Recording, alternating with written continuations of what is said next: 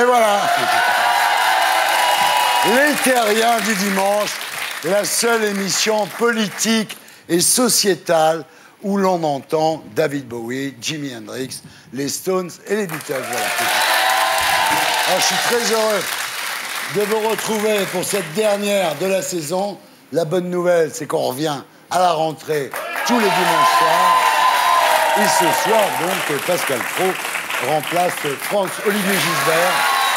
Et oui, Franz-Olivier Gisbert a été opéré du genou et il nous a quand même envoyé un message. On regarde. Bon, ben, je sais, j'ai pas l'air fin sur ma chaise roulante avec mes cannes, mais bon, qu'est-ce que vous voulez? Voilà, c'est la cata. Je dis ça aussi d'ailleurs pour Valérie, qui en principe est ma future épouse. On doit se marier ce samedi à Marseille. Bon, réfléchis, parce que je crois que je suis vraiment pas une affaire.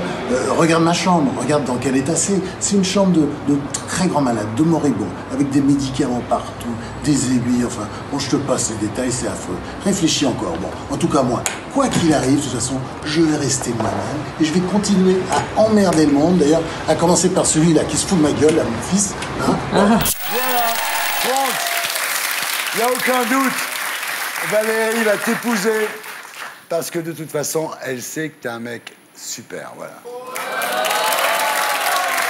Alors, nous avons la visite de Tatiana Garrido, la sœur de Raquel Garrido. Elle a fait The Voice au Québec. Voici Miss Taïssa.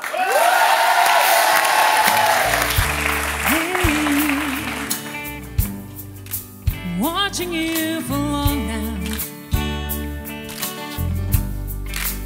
wanting to get closer, get to know you. If you let me, perhaps hold you.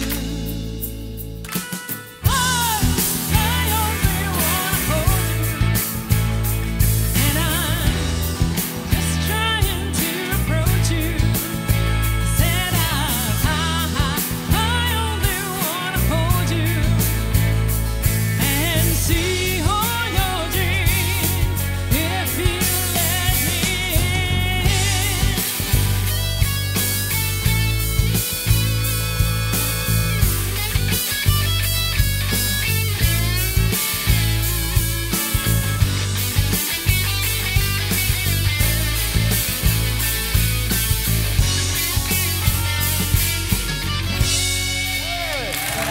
Bravo, bravo Miss Taïssa.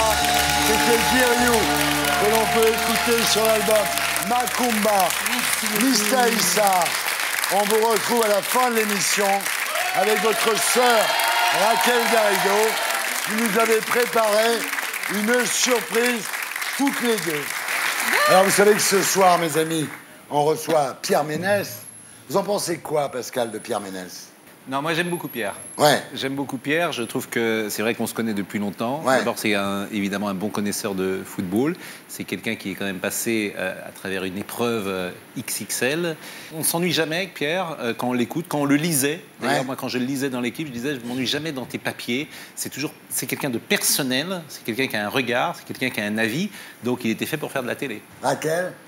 Eh ben, moi, j'ai un petit contentieux avec Pierre Ménès parce Mon Dieu, c'est vrai. Il ne me connaissait pas jusqu'à cette année et il m'a découvert à l'occasion de prise de position que j'ai eue à propos du football et il a trouvé comme seul argument à m'opposer le fait que j'étais une tourte. Bon, donc j'ai trouvé ça un petit peu faible, on va dire.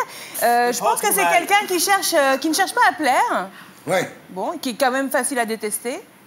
C'est une preuve de courage dans la vie. Très courageux, parce que Pierrot, les gens qui ne vivent que pour plaire, finalement, ben, on s'en lasse. Hein. Donc finalement, les gens qui n'ont pas besoin de l'amour des autres, en tout cas de l'amour des foules anonymes, c'est peut-être intéressant. Peut-être qu'on va se rabibocher, je ne sais pas, et changer quelque chose. Pierre est parti. Il a dit, si à Garrido, je reste pas. Oh, bah voilà. À moins que ce soit précisément le contraire de ce que dit Raquel et que précisément, il n'aime qu'une chose, c'est qu'on l'aime. Ouais. Bah alors, il se prend mal. Gilles Bouillard. Moi, je ne le connaissais pas bien parce que je ne m'intéresse pas au foot. On dit Pierre Ménès, hein, on ne dit pas Pierre Mène. Parce que Non, je me ça suis c'est fait engueuler. Simès, Comme je me suis que fait vous engueuler avez par- appelé Sim. Je préfère me recarrer. Ménès, Non, Simès, c'est la même. On dit Voilà. Ménès et J'avais- pas non, Mène. On va dire le vrai, j'avais un préjugé défavorable parce qu'il y a à peu près une dizaine d'années, je le connaissais de vue, je l'ai croisé dans la rue et je lui ai souri. Il m'a pas rendu mon sourire. Parce que quand tu souris... Non, mais on sait pourquoi. Non mais c'est de l'antisémitisme. Mais ou quoi non, Thierry, c'est parce que quand tu souris, c'est tellement rare qu'on a l'impression que tu fais une grimace. Peut-être. Non, mais toujours est-il que j'avais plutôt un préjugé défavorable. Et après m'être rencardé sur le type, j'avoue qu'il me plaît bien. Voilà. Oui, ah bah oui, voilà. Bah voilà. On accueillera Pierre Ménès tout à l'heure après les unes de la semaine.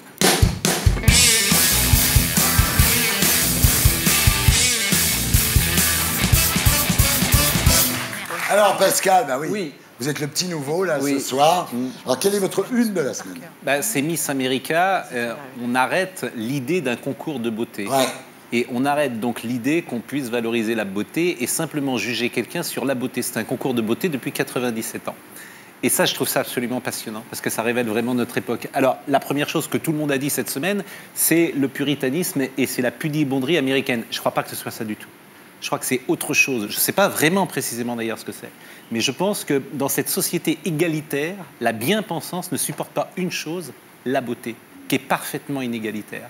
Je pense que les gens, au fond, ils aiment voir des concours de beauté. Mais la bien-pensance, mais effectivement les Non, minorités... non, ils supportent plus les agiles- filles en deux pièces, hein, c'est ça l'histoire. Hein. Oui, mais c'est aussi, on considère que la beauté en soi n'est pas suffisamment une valeur, et on va parler du cerveau, on va parler de l'esprit, etc. Et je pense qu'il y a une sorte de dictature de la laideur qui peut se mettre en place, qu'on ne supporte pas la beauté en tant que telle, alors qu'elle est précisément, évidemment, inégalitaire, scandaleuse, abominable. Aujourd'hui, en soi, on considère qu'aux États-Unis, on ne doit pas récompenser Très bien, simplement très les bien. œuvres de la beauté. Je ne suis pas d'accord avec lui. On ne va pas vers un monde qui va encenser la laideur. C'est juste qu'on veut un monde égalitaire. Il y a des élections de Mister Beauté, mais il n'y en a pas tant que ça et ils ne sont pas parce que vraiment ça à la intéresse télé. personne. Non, mais il n'y en a pas autant à la Ça télé. n'intéresse personne. Mais Mister voilà. France a été tenté sur Oui. TF1, ça n'intéresse ça ne personne. marche pas, il la s'est marié beauté avec des femmes beaucoup n'est pas la même chose que la beauté des hommes. Mais Ah, c'est c'est justement justement ça qui est intéressant. Donc, c'est pas le problème de la beauté. Le problème, c'est ce genre de concours de beauté, c'est juste du harem 2.0 et c'est normal qu'aujourd'hui, on a envie d'avancer. Harem 2.0. Oui, parce qu'on met un harem 2.0, on met Pourquoi toutes les belles filles, Pourquoi comme dans un bordel, et c'est qui la plus jolie? Ça révèle un rapport au corps d'abord et ensuite un rapport à l'égalité. C'est-à-dire le rapport au corps, c'est qu'en effet, nous ne supportons plus la mise en valeur du corps pour lui-même et donc on est là en train de leur demander leur avis sur la société. Je me fous de l'avis sur la société de ces demoiselles. Elles ne sont pas en train de passer un concours pour entrer à l'université. Et deuxième chose, en effet, il est devenu insupportable de considérer que la beauté masculine et la beauté féminine ne se composent pas de la même manière. Que finalement, les hommes, quand ils regardent une femme, ne vont pas chercher la même chose que les femmes quand elles regardent un homme. Or, de fait, les concours de Mister Univers, Mister France ou quoi ne peuvent pas marcher parce qu'une femme ne va pas être attirée par ce genre de mec. Et quand on a mis... Il y a eu des époques où on mettait en valeur le corps. L'Antiquité a sculpté des hommes, des femmes et mettait en valeur la beauté des corps. Mais justement... le rapport à la beauté masculine n'était pas le même que celui... C'était un rapport homosexuel à la beauté masculine. C'était une vision du corps érotisé. Mais ça vient aussi les des femmes des ne vont enfants. pas avoir le même érotisme sur le corps des hommes, donc nous, on s'en fout de les voir défiler. Un mot, Absatou, un mot. Je suis pas d'accord sur un truc, c'est de dire qu'on se fiche de ce qu'elles ont à dire. Pendant des années, on a condamné les Miss en disant elles sont juste belles et tais-toi. Et puis à un moment, elles ont commencé à être un petit peu plus militantes. Peut-être que Natacha, ça l'intéresse pas ce qu'elles ont à dire. Mais peut-être que toutes les gamines qui les regardent, qui rêvent de devenir juste ça, c'est peut-être intéressant qu'elles aient autre chose à dire que de dire je vais remplacer Jean-Pierre Foucault. Voilà. Donc à un moment, ça peut être quand même cool que Enfin, se mêle à la beauté aussi. Peut-être Je veux une vaincre autre la forme guerre et j'aime les d'intelligence. dauphins, c'est pas plus Non, intelligent c'est pas que je vrai. veux Non, je remplacer trouve que vous Jean-Pierre êtes Foucault. réducteur. Il y a Pardon, des élections qui se sont passées récemment où les nanas portaient des vrais messages, où elles étaient entrepreneurs, où elles portaient d'autres choses que juste le côté misogyne. Bien. Natacha Polony, votre une de la semaine. Ma une de la semaine concerne la loi sur les fake news. Alors c'est formidable parce que ce terme fake news, il est apparu depuis quelques années. En fait, il est apparu à partir du moment où a surgi Donald Trump, notamment. C'est-à-dire à partir du moment où on a pu voir réellement dans les urnes la colère des peuples et le fait qu'on ne maîtrisait plus rien. Et du coup, on a inventé quoi ? c'est la faute des fake news. Et là, du coup, il s'agit de légiférer parce que la démocratie est en danger. Regardez, ces crétins d'électeurs votent pour Donald Trump, pour le Brexit, pour les Italiens de la Ligue. L'Italouchita, Voilà. oui. Tout ça est angoissant, donc il faut lutter contre ça. C'est forcément qu'ils ont été désinformés.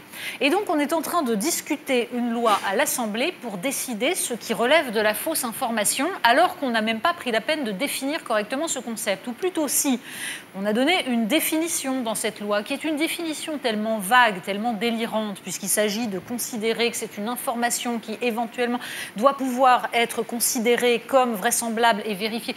Bref, tout ça est mais impossible à contrôler. Donc c'est une loi totalement liberticide et inefficace. On ne pourra pas lutter contre les véritables désinformations, c'est-à-dire le problème qui se pose, l'impunité totale des plateformes qui laissent des contenus délirants se mettre en place. On est en train, tout simplement, de manipuler l'opinion et de créer une loi qui évite de penser le seul vrai problème. Pourquoi des gens sont prêts à accepter n'importe quelle stupidité lue sur Internet plutôt que ce qu'ils voient dans des médias officiels ou dans la bouche de politiques officiels? C'est la seule question à se poser. Si je vous entends bien, ça veut dire que maintenant, par exemple, Cahuzac, ça pourrait être considéré comme une fake news. Alors, le Rainbow Warrior comme une fake news.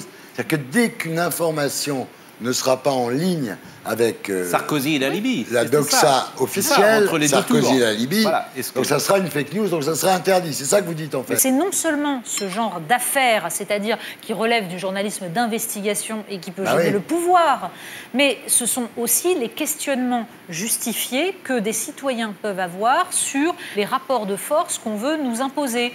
Quand on a un terrain comme la Syrie, par exemple, où l'on ne sait pas ce qui se passe, où il y a des manipulations de tous les côtés. Le rôle d'un journaliste, c'est de dire il y a diverses hypothèses en présence. En tant que journaliste, je ne peux pas savoir qui a tiré de tel côté, qui a tué qui, etc. Je ne peux pas, parce que ces choses-là ne sont pas vérifiables quand on est simple journaliste. Ce sont des manipulations de services de renseignement. Or, nous avons des gens qui sont très très sûrs de la vérité, très très sûrs de nous donner une version officielle. Eh bien, quiconque sortira de cette version officielle... Ce sera une fake news. Ce sera une fake news. On a compris. Il ne faut pas se poser de questions. Monia, votre une. Golnadel, ce soir, Il ferme sa gueule. je vais rassurer nos amis téléspectateurs, Oui. Golnadel est interdit de parole ce soir. Il est en mode Ça vibreur. vous fera des vacances. Bon, allez, vas-y. Alors, comme dirait un grand penseur de notre siècle, est-ce que ce monde est sérieux? Est-ce que ce monde est sérieux? Je sais que c'est ta phrase préférée, Oui, c'est vrai. William.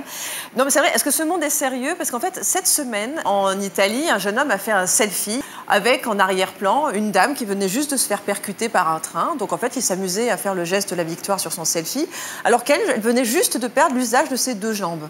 C'est quand même bien de rappeler qu'en Angleterre et en Inde, des chercheurs ont mis en place une étude car ils militent pour que l'addiction au selfie soit reconnue comme une maladie mentale. D'ailleurs, ça a un nom, ça s'appelle la selfitis. Ah ouais. La selfitis, c'est la maladie mentale liée à l'addiction des selfies.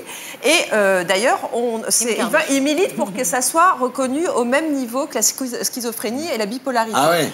Et ce qui est assez incroyable, c'est que par exemple, si vous vous posez la question de savoir si vous êtes atteint de Selfitis. j'allais dire syphilis. Non, selfitis. C'est la même chose, on peut le La faire seul ou à syphilis, ça plusieurs. soigne. Oui, c'est ça. Donc en fait, si vous voulez savoir si vous êtes atteint de selfitis, ils ont mis en place un barème. Il suffit de se prendre en photo au moins 3 fois par jour. Et on n'est pas obligé de les publier. Hein. Juste le fait de se prendre 3 fois par jour en photo suffit de montrer que vous êtes en phase 1. Il faut être très con quand même pour se prendre 3 fois Attends, par on n'a jour. qu'à faire un sondage. Qui est atteint de selfitis? Voilà, Allez, vous. soyez sincères. Voilà. 3 photos par jour, publiées ou non? Non, mais franchement... Non, mais je vais faire mon Gilles William, je vais reprendre quand même la main sur ma une quand même. Il faut quand même rappeler qu'en 2017, 30 personnes sont mortes à cause d'un selfie, en prenant un selfie. Ça tue plus que ce que les attaques Ouais, de requins. exactement. Donc en fait, moi, j'imagine déjà leur épitaphe, hein, ça fait vraiment Veni, Vidi, selfie, tu vois. Mais il y a pire que les gens qui meurent en prenant des selfies. Il y a ceux qui prennent des selfies comme ce petit con en Italie, dans des situations inappropriées. D'ailleurs, comme c'est notre dernière aujourd'hui, je vous ai préparé un petit palmarès des pires selfies de l'histoire de la dignité humaine. Donc, on va commencer avec le selfie numéro 1 qui est honteux, c'est le selfie Auschwitz. Donc, hashtag fuck Hitler, hashtag fais pas ton juif, kiffe ma sa photo. Donc là, l'idée, c'est de se prendre en photo devant un mémorial de la Shoah ou à Auschwitz. Donc, hallucinant. Selfie numéro 2, le plus aberrant, c'est le selfie pendant un enterrement. Donc là, c'est hashtag rest in peace, hashtag mamie, t'es vraiment lourde. C'est vraiment hallucinant. Numéro 3, le selfie crash d'avion. Hashtag j'ai pris un selfie en mode avion. Ils sont tous morts, là? Ils sont tous morts, mais tout va bien, on a un selfie. L'autre selfie hallucinant, le selfie incendie. Hashtag allumer le feu. Autre selfie que j'adore, le selfie après un accident de voiture. Donc hashtag hamdoullah, moi ça va. Donc... Et enfin, le dernier selfie le plus hallucinant, c'est prendre un selfie avec une personne en phase terminale derrière soi. Hein, comme dirait France Gall, des branches. Donc voilà, c'est quand même hallucinant. Donc comme disait toujours Francis Cabrel, est-ce que ce monde est sérieux? Oui, c'est ça. Gilles William, là, c'est à vous, là, c'est à vous. Là. Là, je vais quand même. Alors non, il s'est passé quelque chose de très intéressant en Italie cette semaine. Il y a Giuseppe Conte, qui est le nouveau Premier ministre, et qui, lors de la séance inaugurale, a dit si avoir la capacité d'écouter le peuple, c'est être un populiste, alors je suis un populiste. Et c'est extrêmement intéressant parce que jusqu'à présent, populiste, c'était considéré comme une injure. Ah bah oui. Ça a été choisi par le parti médiatique pour justement moquer les populistes et leur politique jugée un tantinet vulgaire en matière de protection des frontières, que ce soit contre l'immigration illégale ou la concurrence déloyale. Et donc, ce qui m'intéresse, bien au-delà de la politique italienne, c'est qu'est-ce qui s'est passé pour que maintenant, on ramasse l'injure et qu'on la porte en bandoulière comme un drapeau. Et à mon avis, il y a 3 explications. La première, c'est le discrédit total du journaliste prêchi-prêcha et sermonneur. Le second, c'est le défi lancé justement à cet incroyable droit d'étiquetage qu'a le parti médiatique. Au nom de quoi, contre l'avis de quelqu'un, on va le classer unilatéralement, s'il est à droite, par exemple à l'extrême droite, ou le taxer de populiste. Et enfin, 3e explication, et c'est peut-être la meilleure, je pense que maintenant il y a un mouvement qui s'appelle le cambronisme. Vous pouvez m'appeler populiste. Machin, je vous emmerde. Vous pouvez traiter de fasciste, de nazi, ou même de fer à souder. Moi, j'ai la conscience pour moi, et gentiment, je me dis merde. Oh! Alors, Raquel Garrido, quelle est votre une de la semaine, mon petit? On apprend cette semaine, dans le classement des 500 plus grandes fortunes de France publié dans Challenge, que, eh bien, les propriétaires d'EHPAD se portent très, très bien. Très, très bien. Alors qu'il y a un débat dans ce pays depuis 1 an sur la pénurie de main-d'œuvre au sein des EHPAD, le fait qu'il y a des soignants qui se suicident tellement ils n'en peuvent plus de maltraiter des vieux, et on nous dit qu'il n'y a pas d'argent pour embaucher davantage. Et là, on s'aperçoit que, voilà, monsieur Jean-François Gaubertier du groupe Vendôme, monsieur Jean-Claude Maria d'Orpea, monsieur Yves Journel de Domus Vie, André et Pierre Imbert du groupe IGH, tout ça, ils sont dans les 500... Ils ont intérêt à numéroter leurs abattis, là, je vais te dire. Ils sont dans le classement des 500 plus grandes fortunes de France. Donc, voilà, à un moment donné, si vous voulez savoir pourquoi votre mamie est maltraitée, si vous voulez savoir pourquoi l'infirmière... Mais l'argent, à un moment donné, elle ne s'invente pas. Rendez l'argent. Eh ben, c'est la faute des riches. En l'occurrence, quand ils disent, si eux disent il n'y a pas d'argent, c'est des gros menteurs. Et ceux qui les croient sont bien naïfs. On est un peu d'accord avec vous. Abchatou. Moi, je voudrais qu'on ne montre pas ma une, s'il vous plaît. Un instant, s'il vous plaît. Qui sait ici ce que c'est que le Toblerone tunnel? Oui, moi Levez je sais. juste la main. Toi, tu sais tout. Alors, toi, tu sais tout. Je vous parle d'un tunnel que nous, ici, femmes, nous n'aurons absolument, je pense, jamais. Sauf si on se pose comme ça, fessiers en arrière, on se penche un petit peu comme ça, et qu'on attend désespérément que ou notre conjoint, ou un pote, ou un passant se perde par là et prenne une photo de votre derrière et constate que vous avez, entre les fesses et les cuisses, un triangle de la taille d'un Toblerone chocolat, et que vous prouviez par A plus B que ce chocolat peut passer dans ce trou que vous aurez mais quel entre les jambes. Oh là là. Attends. Toblerone Tunnel, le nouveau Le triangle d'or. Toblerone Tunnel, le nouveau triangle d'or. C'est la nouvelle aberration du 2.0. C'est Sur la les nouvelle... plages cet été, ça va être énorme. C'est ça. la nouvelle obsession du 2.0. D'abord, toi aussi, tu pourrais l'avoir, ce Toblerone Mais Tunnel. je l'ai, moi. Tout dépend de la position que tu prends. En fait, c'est un nouveau phénomène lancé par Kylie Jenner et cette fameuse Rajatowski, cette Emily Rajatowski, cette mannequin qui était dans le clip Blur Line et qui avait cette plastique absolument Ah incroyable. Tu ouais. vois, tous Ah les ouais. mecs avaient la même réaction que toi en voyant son Elle est corps. trop maigre. Alors, soit tu manges pas, soit tu vis plus, soit tu triches comme Kylie Jenner. Parce que les Kardashians, on l'a tous vu ici, entre la photo retouchée qu'elle publie et les photos sur la plage, elle nous ressemble un peu plus. Hein. Donc, dans cette société d'apparence, 93% de ce que tu représentes est non-verbal. Ah ouais. Les gens, ça les intéresse pas ce que tu as à dire. Les gens, ça les intéresse en tout cas que très peu. Ils vont se faire une image de toi en regardant comment tu es fichu, habillé, comment tu marches, comment tu te portes exactement. Et ça, C'est pour ça que j'ai perdu 13 kilos, tu sais. 13 kilos, tu vois. Toblerone Tunnel, Toblerone Tunnel.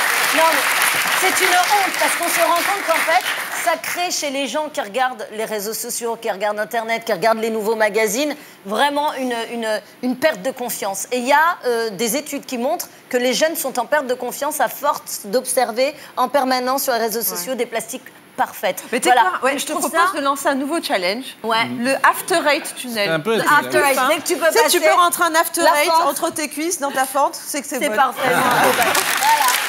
Bien. Donc, c'est la Ben nouvelle- voilà, c'était les unes de la semaine. Et maintenant, j'accueille notre invité fil rouge. C'est le chroniqueur sportif Pierre Ménès.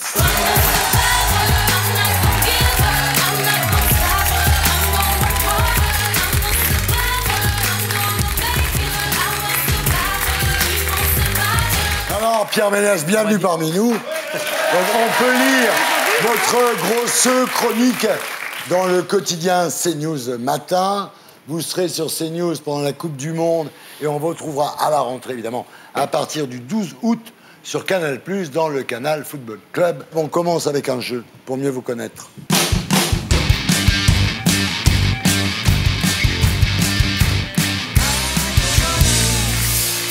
Qu'est-ce que Pierre Ménès aimait regarder à la télé Des pornos, non, je parle. quand il était enfant? Ivanoé, La piste aux étoiles, Zorro ou La vérité au fond de la marmite? Zorro. Ah, oui. Zorro, bravo.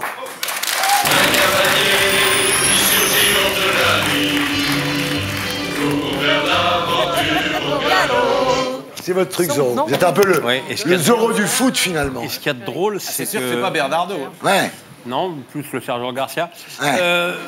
Le truc, c'est que quand j'étais malade et que c'était devenu insupportable pour moi de regarder le Canal Football Club sans moi, Ouais. à ce moment-là, il y avait Zorro sur France 3. Ah. Donc je regardais Zorro. Quel est le premier souvenir de Pierre Ménès lorsque son oncle l'a amené au stade pour un match de foot amical, lorsqu'il a utilisé le rasoir de son père, lorsque sa grand-mère lui a appris à faire une tarte aux fraises, ou lorsque la France a gagné la Coupe du Monde le 12 juillet 1998? La Coupe du Monde. Son oncle. Amical. 98, j'avais... Ouais. Il avait 18, 20 il était ans, quand même, 40 ans, 98, c'est forcément quand il est rentré dans un stade de football avec le... La tarte aux fraises et sa mère. C'est pas le rasoir. Sa grand-mère. Oui. Il a utilisé le rasoir de son père. Il s'est arraché de la peau sous le nez. Et évidemment, à l'école, tout le monde l'appelait Hitler. C'est ça. hein. C'est ça. C'est tout à fait ça. Quelle fonction occupait Pierre Ménès lorsqu'il était GO au Club Med? Professeur de golf, professeur de tennis, professeur de fitness ou responsable du baby club? Tennis. Tennis. Pas pénis. Si, pénis un peu aussi. Ah bah ouais. Dans les années 80, tu savais faire un coup droit, un revers, tu pécho qui Et voilà, et voilà. Ça a beaucoup changé. Époque bénie. Oui. Qu'est-ce que Pierre Ménès s'est entendu dire en 1998 lorsqu'il avait prédit la victoire de l'équipe de France en Coupe du Monde? Mais bien sûr, d'accord. Et à 3-0 en finale contre le Brésil pendant que tu y es. Ou, c'est pas journaliste ton métier, c'est humoriste en fait. Ou, ferme ta gueule, tu comprends rien. Ou, je mange un rat si la France est championne du monde. Ferme ta gueule. Je mange un rat. Non. Ferme ta gueule. 3-0 Ferme ta face gueule, au- bravo. Ah bon. Qui est-ce qui avait dit ça? Alors, pour être tout à fait exact, j'avais pas prédit la victoire de la Coupe du Monde, la France à la Coupe du Monde. J'avais dit, on a la meilleure défense du monde, on a la meilleure garde du monde, on a le meilleur joueur du monde, on a un groupe en bois et on joue à la maison. Il y a quand même pas mal de facteurs qui font que ça risque de bien se passer. On m'a dit, ferme ta gueule, t'y comprends rien. Non, mais d'autant qu'il était à l'équipe et que la position éditoriale de l'équipe à l'époque était d'être anti-Jacquet. Donc c'était un résistant pour lui. C'est d'ailleurs pour ça que j'ai pas suivi la Coupe du Monde, enfin la France à la Coupe du Monde 88, parce que j'étais pas assez anti-Jacquet. On continue. À quelles conditions Patrice Evra a-t-il promis à Pierre Ménès d'arrêter sa carrière? S'il arrivait à marquer un but à Steve Mandanda? Non. S'il parvenait à dribbler Zlatan? Non. S'il acceptait d'enfiler le maillot de l'OM? Ou s'il parvenait à faire plus de 8 jongles avec un ballon? Oui, 8 jongles. Je vous pardonne, parce que c'est la première fois que vous venez. Jamais. Mais vous savez que répondre à la fin de l'énoncé, ça peut coûter très cher. Gisbert, j'étais obligé de lui casser le genou. Vous avez vu dans quel état il est? Je suis désolé. Pascal Praud est hors jeu. On regarde.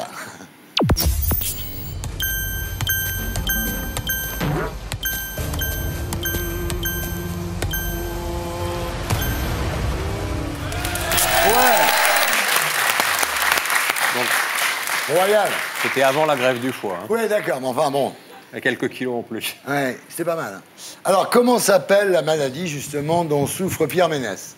La NASH, la PASH, la CASH ou la CALASH? La NASH. La NASH. Bravo.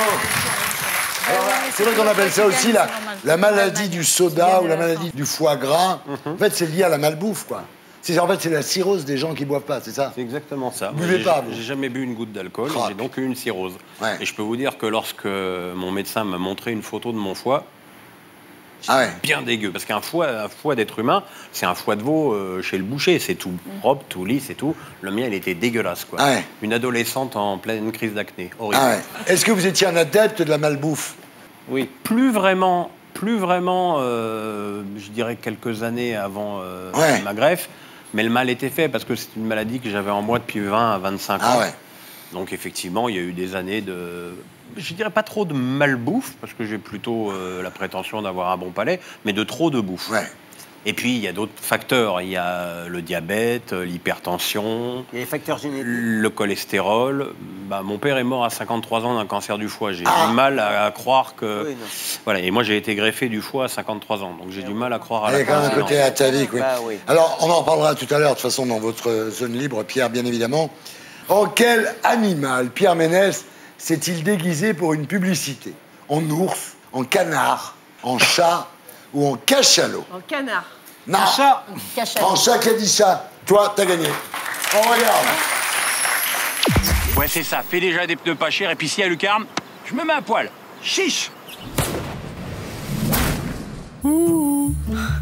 À poil. Je n'ai qu'une parole. C'est cool, elle s'en va cette pub. C'est le seul journaliste de sport capable de faire des pubs. Parce que dans nos métiers, il y a très peu de journalistes stars. Pierre, c'est la seule star. Avant, il y avait Thierry Roland, il y a eu Thierry Gilardi un peu. La seule star du métier dans le nôtre, les journalistes sportifs, c'est Pierre Ménès. Il n'y en a pas d'autre. Mais vous avez pris du blé pour faire ça? Ouais, un peu, ouais. Ah, quand même, parce que quand même, faut que ça soit payé. Oui, quand même. Et alors, tu sais qu'on a tourné ça au Cap, en Afrique du Sud. Ah, pourquoi? Eh ben, parce que c'était au mois de décembre et qu'il fallait fait beau du soleil. Et il fallait qu'on soit au Cap. Qui remporte le bio-quiz de l'invité? C'est moi. Ah, je à égalité. Comment égalité? Quelle égalité? C'est la dernière de la saison. C'est Pro et toi à Non, mais il faut le égalité. donner à Gilles Ah William. non, mais Ah attends. oui, mais non. Il est peut-être pas d'accord. Voilà, moi Bon, aussi, c'est je te donne Pascal. mon point. Moi aussi. Allez.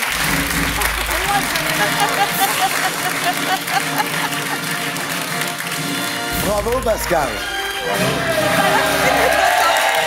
Voilà, on se retrouve après la pub avec Les Terriens du Dimanche, l'émission qui vous aide à vous faire votre opinion ce soir face aux 7 mercenaires Pierre Ménès. À tout de suite.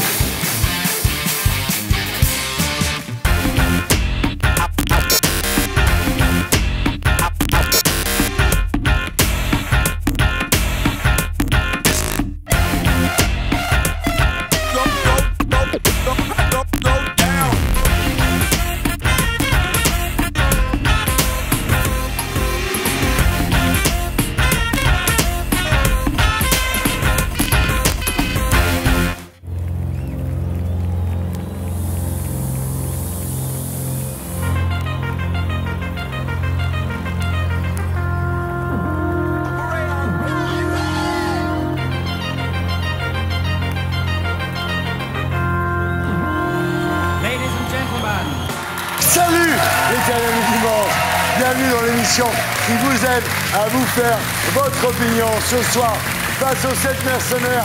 Pierre Ménès, avec Iron Girl, Natacha Polony. Pour détourner un avion, il faut être dedans, elle est là. Raquel Garrido. À l'âge où tu demandais un peu d'argent de poche à tes parents, elle avait déjà créé sa boîte. Absatoussi, c'est la chroniqueuse la plus élégante de la télé. Cachemire, Monia, l'avocat qui se défend très bien lui-même. Gilles William Goldnadel. Et le Zidane du clash, Pascal Praud.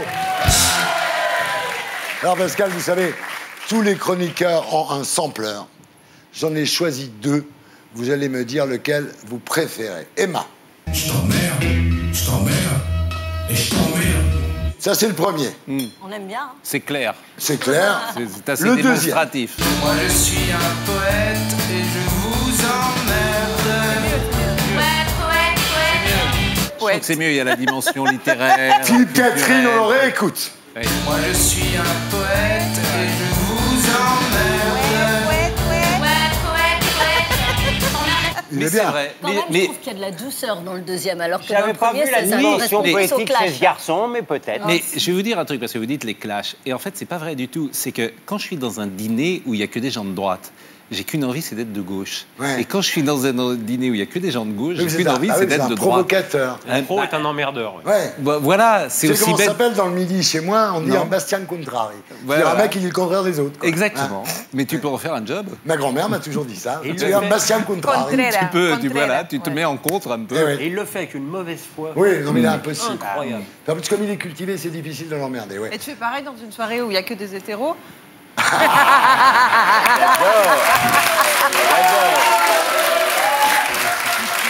Alors, notre invité, fil rouge ce soir, Pierre Ménès.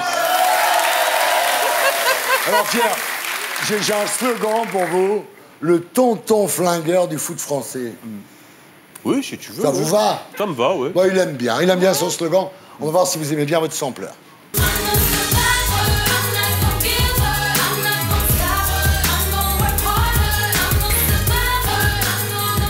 I'm a survivor, c'est bien. Oui, oui, oui. Bah, vous êtes un survivor, c'est la vérité. Voilà, l'émission s'appelle Les Terriens du dimanche, le groupe Les Gréments de Fortune et le hashtag LTD. Et on commence avec l'invité fil rouge face aux 7 mercenaires.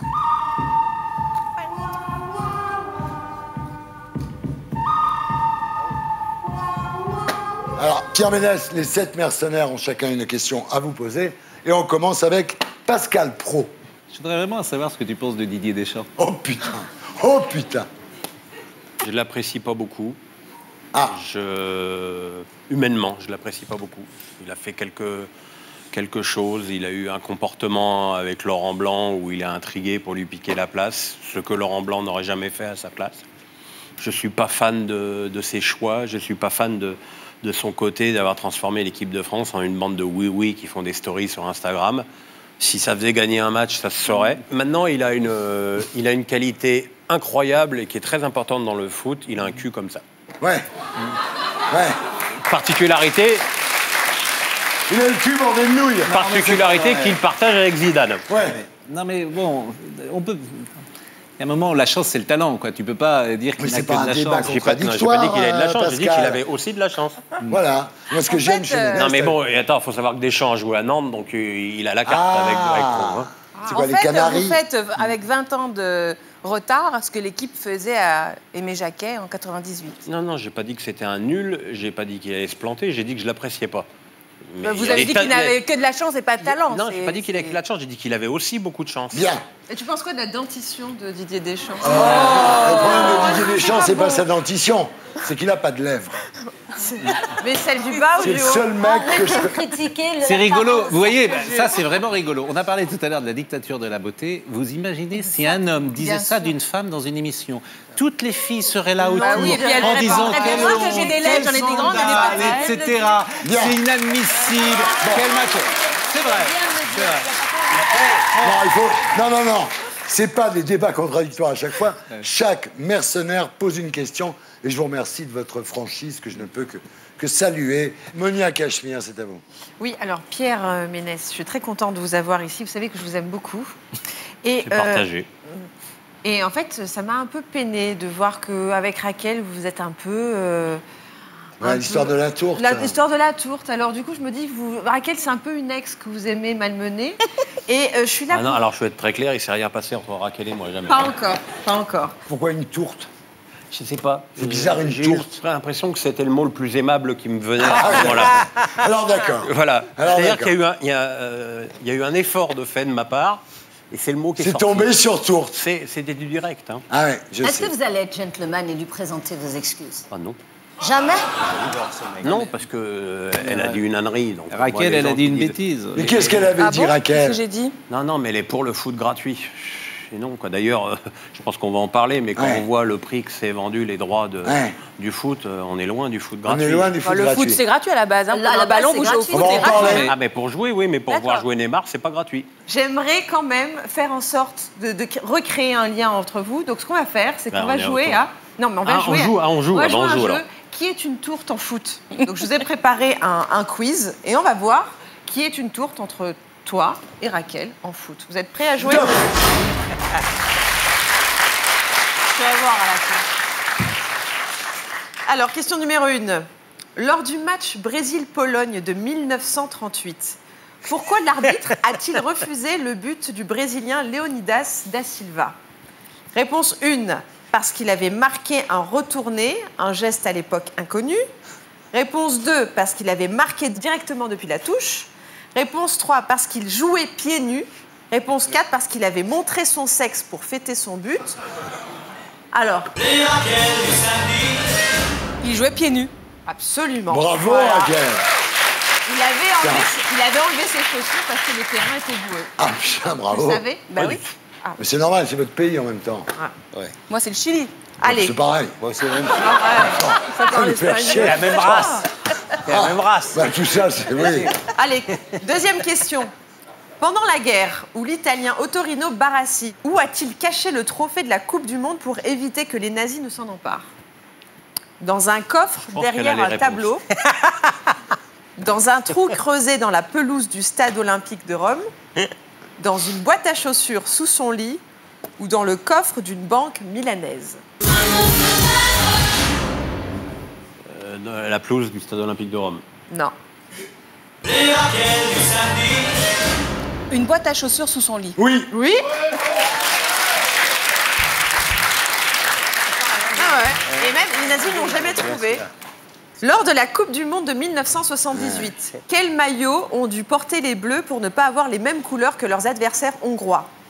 Des maillots de l'équipe argentine qui organisait la Coupe du Monde, des maillots rayés verts et bleus prêtés par un club local, des maillots noirs et blancs prêtés par les arbitres ou des maillots de corps? Il n'y a pas la bonne réponse. Est-ce que les maillots, ils étaient rayés vert et blanc?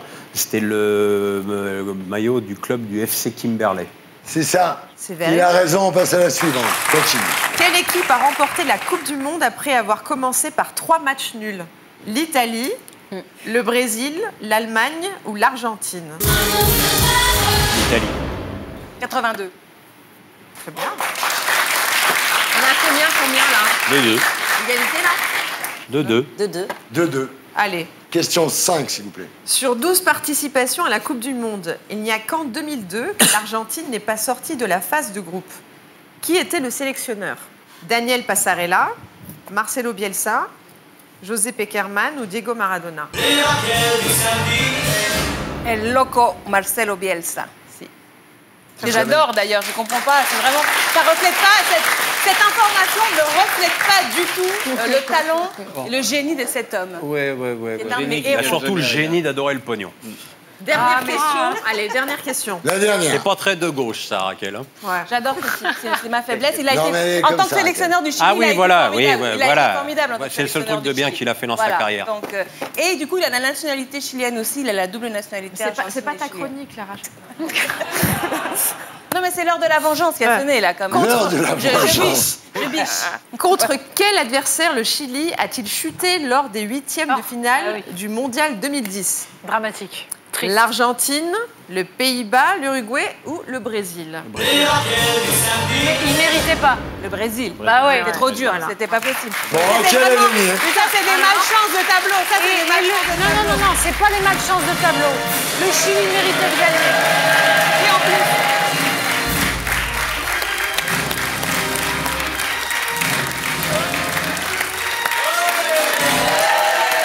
Désolé. participé.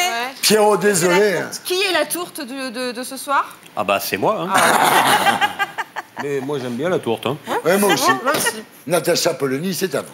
Alors, nous allons parler tout à l'heure du foot qu'on aime, du foot qui fait plaisir à regarder, mais moi je voulais vous poser une question sur ce qu'est en train de devenir le football. Il y a quelque temps, l'Arabie Saoudite a piraté les décodeurs de beIN Sport dans tous les pays arabes pour enquiquiner le Qatar. La Chine est en train de se positionner dans le football au point que la Fédération française de foot a ouvert un bureau en Chine, qu'on déplace les horaires des matchs de foot en France parce c'est à qu'on 13 a heures en besoin, France. voilà, on met à 13h pour que le public chinois regarde. Et c'est vrai que du coup, on a des audiences multipliées par 16 pour le match par exemple PSG-Nice. Et à côté de ça, puisque la Chine se positionne, en face, on a une position prise par les États-Unis et l'Arabie Saoudite associée. On a vu donc tous les représentants de la FIFA aller à Riyad, où on les accueille avec des montres de luxe et où on se doute qu'il s'agit de leur demander s'ils veulent bien voter pour les États-Unis pour 2026, parce que ce serait pas mal. Et puis même si on pouvait prouver que le Qatar a triché un peu, ce serait bien. L'Arabie Saoudite, avec les États-Unis, espère monter une Coupe du Monde des clubs, en plus de la Coupe du Monde des Nations. C'est-à-dire, est-ce qu'on est dans le football totalement mondialisé, mais surtout géopolitique? C'est devenu uniquement une lutte de puissance? Mais tout ce dont vous venez de me parler, c'est de la politique. C'est pas du foot. Non. Je veux dire, si l'Arabie Saoudite coupe les décodeurs de beIN Sport, c'est pas pour priver les gens de football, c'est pour emmerder le Qatar, comme vous l'avez dit. Donc ça n'a rien à voir avec le football. Moi, j'ai une position encore un petit peu naïve. Je vais avoir 55 ans à la fin du mois. Je regarde 6 matchs de Ligue 1 par week-end. Et j'ai toujours plaisir à faire ça. Je ne fais pas de distinguo entre les très riches comme le PSG et très pauvres comme Amiens. Moi, ce que je veux quand je me mets dans mon canapé, c'est voir un beau spectacle, voir des joueurs de talent. Alors évidemment, Neymar a plus de talent que mon conduit. Qu'est-ce que vous pensez? Parce que là, par exemple, cette histoire de Coupe du Monde des clubs, vous voyez, toutes ces histoires-là, par exemple, c'est vrai que la presse française en a très très peu parlé. La presse anglo-saxonne a parlé de la façon dont l'Arabie Saoudite se positionnait, les États-Unis. Moi, je suis contre la multiplicité des compétitions parce que si on fait des saisons où les joueurs font 65 à 70 matchs par an, il ne faudra pas s'étonner qu'ils se dopent derrière. Voilà. Et puis surtout, ils vont arrêter de jouer pour leur pays parce que ça ne rapporte rien, ils vont jouer pour leur club. Au-delà de 55 matchs par an, au-delà de 55 matchs par an, ça n'a pas de sens. Honnêtement, ça n'a pas de sens. Non, bravo, bonne question. Bonne réponse. Absatou. Quand on s'intéresse à votre parcours, on voit que vous êtes crédible, vous savez de quoi vous parlez, vous êtes quelqu'un qui a un vrai franc-parler, comme on l'a dit beaucoup ici. Quant à la rentrée de septembre dernier, j'entends que vous rejoignez TPMP. Je vous avoue que je suis d'abord très surprise. Et en même temps, je me dis c'est très malin de la part de Cyril Hanouna parce que c'est une façon de changer un peu son casting et de lui donner de la crédibilité. Quand on voit le casting qu'il y avait en septembre, c'était un casting crédible. J'aimerais savoir aujourd'hui, après une saison, comment vous avez vécu la chose et voilà, qu'est-ce que vous tirez de cette expérience? Alors, je l'ai vécu pas top au début. J'en ai fait 18, hein. Pas top au début. Après, j'ai eu une vraie période de 5-6 émissions où je me suis senti très à l'aise. Et puis après, Cyril a fait le choix de revenir à un peu à ce que j'appelle ses fondamentaux, c'est-à-dire les happenings, les déguisements, les chansons, les perruques. Et moi, j'aime pas ça. J'aime pas ça. Et puis, au début de l'année 2018, mon émission de foot que je faisais qu'avec des femmes a été modifiée et je suis parti sur les stades le vendredi. Donc, j'avais l'enchaînement déplacement le vendredi, CFC le dimanche. Et il ne vous a pas échappé que mon état de santé n'est pas encore exceptionnel. Et c'était très fatigant. Et j'ai dit, il faut que je fasse un choix. Et j'ai arrêté TPMP. Honnêtement, j'y étais pas super à l'aise. Je pense que je n'étais pas à ma place. Et je ne pense pas que ça ait beaucoup manqué à cette émission. Très bien. Raquel Garrido. la Ligue de football professionnel a décidé qu'à partir de 2020, pour voir le championnat, les matchs du championnat, il faudrait être abonné à une chaîne lancée par Mediapro, qui est une boîte espagnole détenue à 51% par des Chinois, et pour 2 journées à beIN Sport, donc, qui est un groupe, lui, appartenant à des Qataris. Alors, est-ce que la France n'a plus les moyens de se payer son propre championnat? C'est bien possible, mais je vous répondrai que ni Mediapro, ni le beIN n'ont les moyens de se payer ce qu'ils achètent. On voit que beIN Sport continue à perdre 300 millions d'euros par an. Alors, c'est une journée d'exploitation du gaz au Qatar, c'est pas très grave.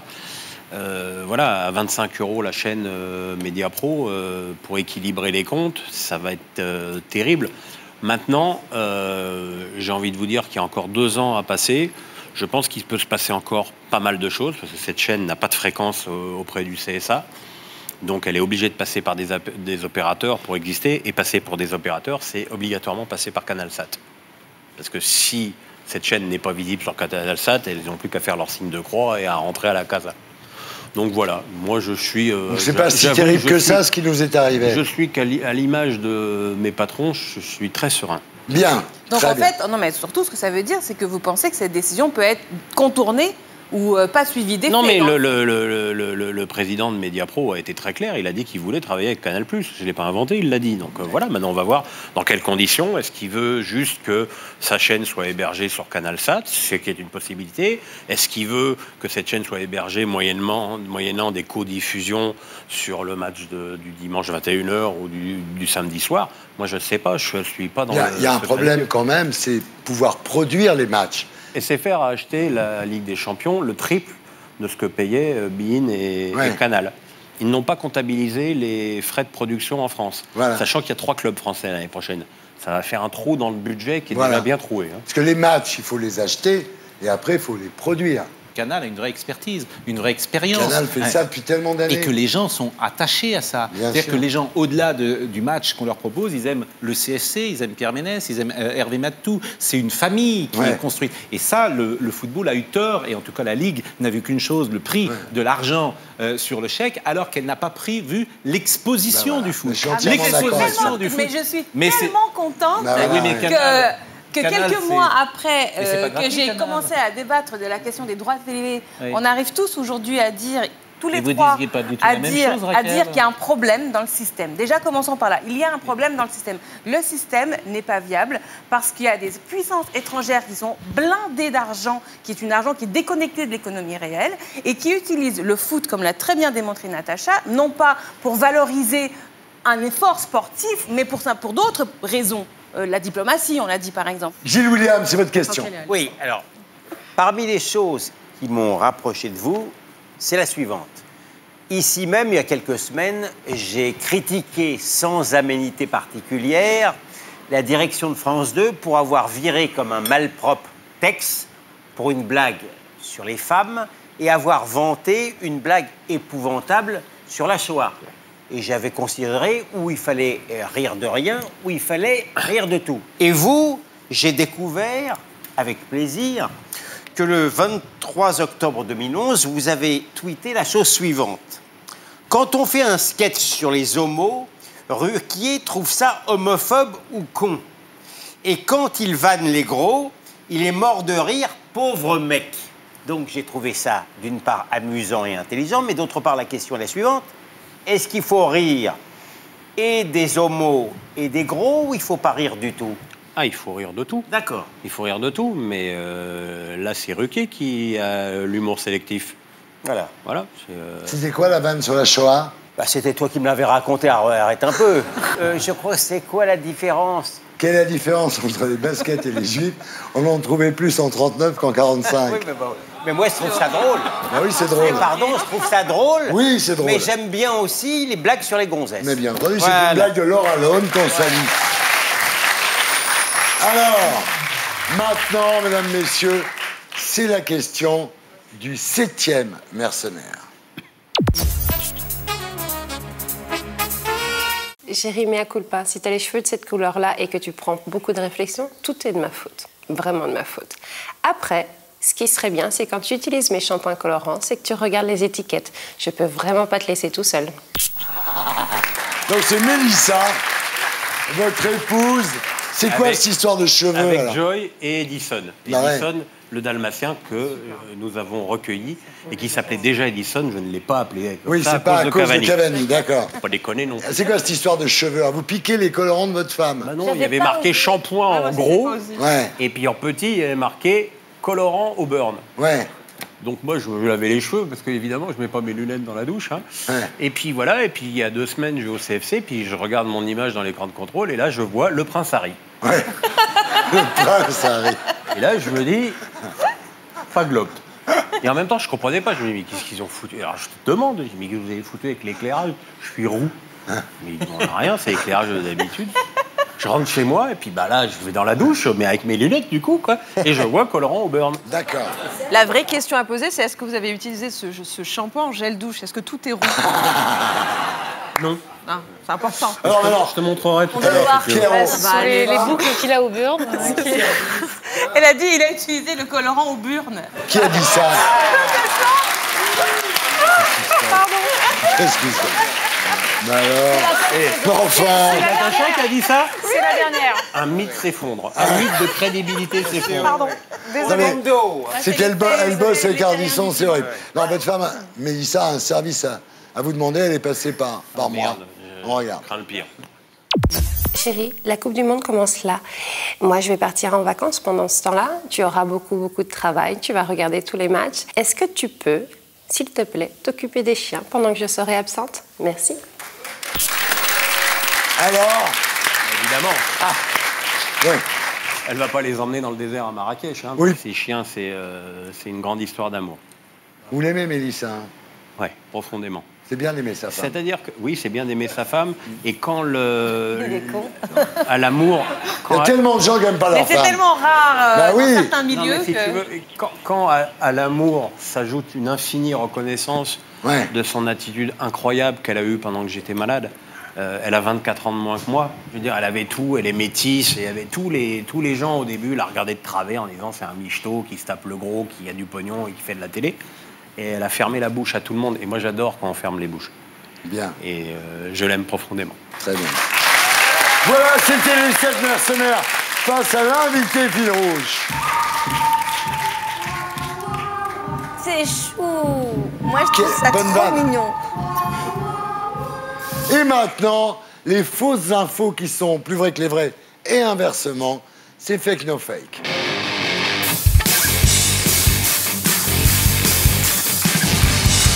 Alors, les chroniqueurs vont-ils battre la prod? Il existe des baskets qui remplacent les tickets de métro. Oui, non, c'est le fake no fake de la semaine. On regarde. Les Berlinois ne prendront plus jamais le métro comme avant. La révolution, ce sont ces chaussures. Une marque de sneakers mondialement connue propose des chaussures billets de métro. Le concept est simple, une basket équipée d'une puce pour voyager toute l'année sur le réseau berlinois. On réfléchissait à une collaboration innovante dans laquelle le client, la marque et la société de transport seraient gagnants. De plus en plus de personnes pensent que le transport berlinois est excessivement cher. Alors avec cette basket, on fait un pas pour nous rapprocher des gens. 180 € la paire avec un pass de métro annuel intégré dans les baskets. Une révolution pour les usagers de la capitale allemande. Pas étonnant donc qu'ils courent après ce modèle en édition limitée. C'est une super opportunité puisqu'un abonnement annuel revient à au moins 700 €. Même si je ne pense pas porter les mêmes chaussures toute l'année, c'est une bonne affaire. Il n'y a que 500 paires, ça donne encore plus envie de les avoir. Si les uns ont déjà prévu de les revendre bien plus cher sur Internet, les autres, qui ont trouvé chaussures à leurs pieds, sont bien décidés à ne pas s'en séparer jusqu'au 31 décembre 2018. Alors voilà, existe-t-il des baskets qui remplacent les tickets de métro? Fake, no fake? Natacha. Au pif total, je dis que c'est faux. C'est faux. Vous? Moi, je me dis que ça signifierait que c'est la fin de l'épilation ticket métro et qu'on aurait une épilation basket. Voilà. Ce qui m'étonne fortement. Non, ça moi, ferait 3 bandes pour le coup. Alors, moi, Moi, je Fake, dis que no c'est- fake. Je dis que c'est faux. Raquel Garrido.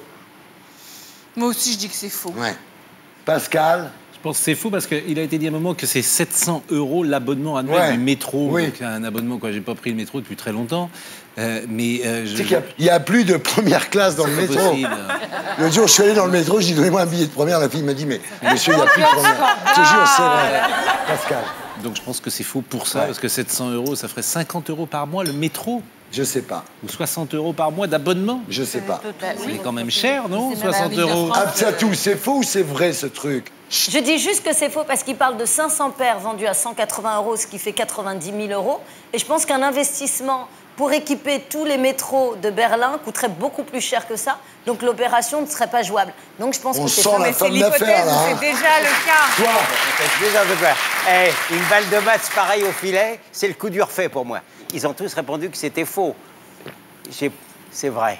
Bien sûr que c'est vrai. Ménès. Bien. Alors, je vais faire de la pub. Les chaussures, c'est des Adidas Ultra Boost. Oui. Ça vaut 180 € Oui. n'importe où. Oui. Donc, ils font cadeau de 900 € de métro avec. Je sais pas, moi. Moi, j'y crois pas. T'as pas confiance? Moi, j'y crois pas. Putain, Stéphane, bravo. Ah bon? Tu les as bien niqués. Comment?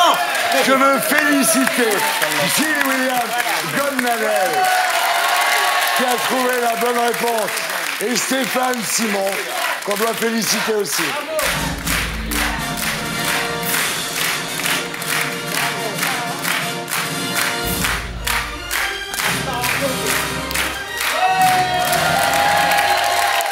Et maintenant, on passe en zone libre. C'est la France citoyenne avec Natacha Polony.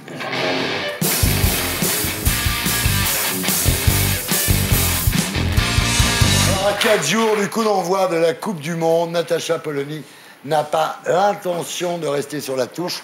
Son but, se demander si le foot reste la dernière occasion de faire la fête en France. Alors, Natacha. Bah, écoutez, déjà, pour une fois, réjouissez-vous. Je ne vais pas vous amener un panier repas ou quelque chose des produits. Bah, quoique c'est le la première jambon, fois de l'année. le jambon, il est moins bon qu'avant. Hein. Non, je vais vous parler de ce qui nous fait plaisir et de ce qui nous réunit. C'est bien. Parce que je sens bien, je connais d'ailleurs, j'ai des tas de gens autour de moi qui disent ras-le-bol, football, on va se taper un mois de Coupe du Monde, c'est insupportable, etc. Il y a même un snobisme à détester le foot, il y a aussi un snobisme à aimer le foot parfois. Oui, aussi. Mais il y a ce snobisme qui consiste à dire tout ça, après tout, n'est que l'opium du peuple. Eh bien, non. Le foot, c'est avant tout du bonheur et du plaisir, malgré tout ce qu'on a dit tout à l'heure, malgré les guerres entre l'Arabie Saoudite, le Qatar, tout ce qu'on veut, malgré le pognon qui s'étale, malgré les droits du foot qui sont répugnants, on va expliquer pourquoi, tout simplement, on aime ça. Mais d'abord, on est allé se promener et demander aux Français, ben voilà, tout simplement, pourquoi ils aimaient le foot, c'est quoi le foot pour eux? Alors, voilà, faites-vous Touchez les plaisir. cœurs. Oui, on regarde.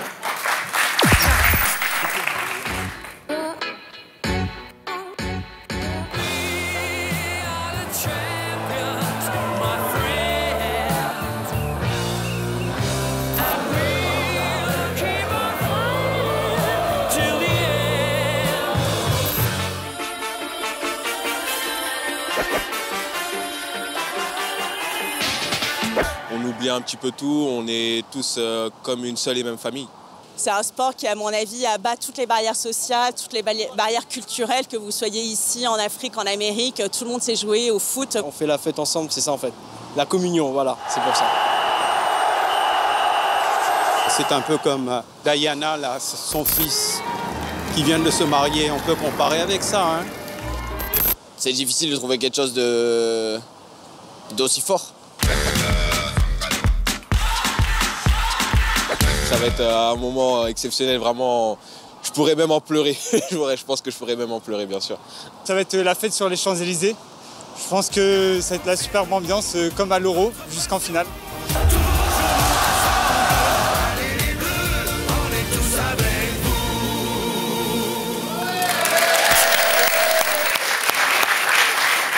Honnêtement, quand même, Natacha, rassurez-moi, le foot c'était mieux avant quand même, non?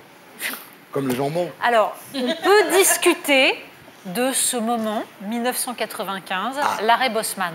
Expliquez-moi alors. Alors, l'arrêt Bosman, c'est tout simplement un arrêt de la Cour européenne qui décide qu'un club de foot ne doit plus avoir au maximum 3 footballeurs étrangers ressortissants de pays de l'Union européenne ou hors Union européenne dans ses effectifs. Donc, c'est le moment où on peut embaucher n'importe quel joueur de n'importe quel pays.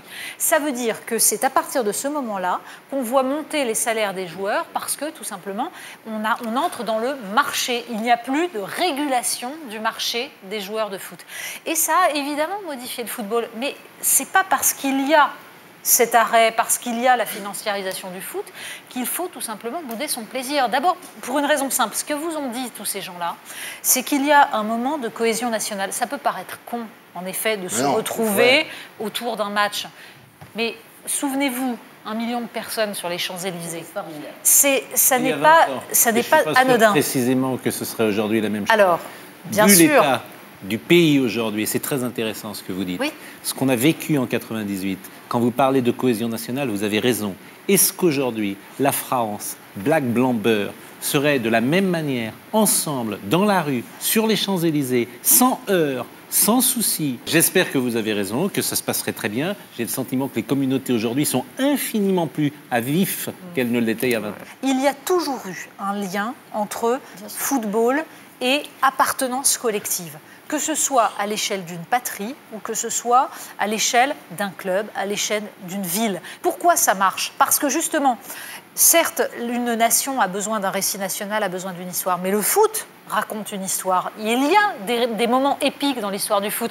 Regardez par exemple, c'est une de ces histoires, mais il y en a des dizaines, le Dynamo de Kiev, 1942. Cette équipe ukrainienne qui est là, qui est obligée, on l'oblige à jouer contre des joueurs nazis. Les mecs crèvent de faim, ils sont épuisés, ils arrivent sur le terrain, ils sont 11, ils se battent et ils gagnent, et ils sont tous fusillés. C'est ça le football.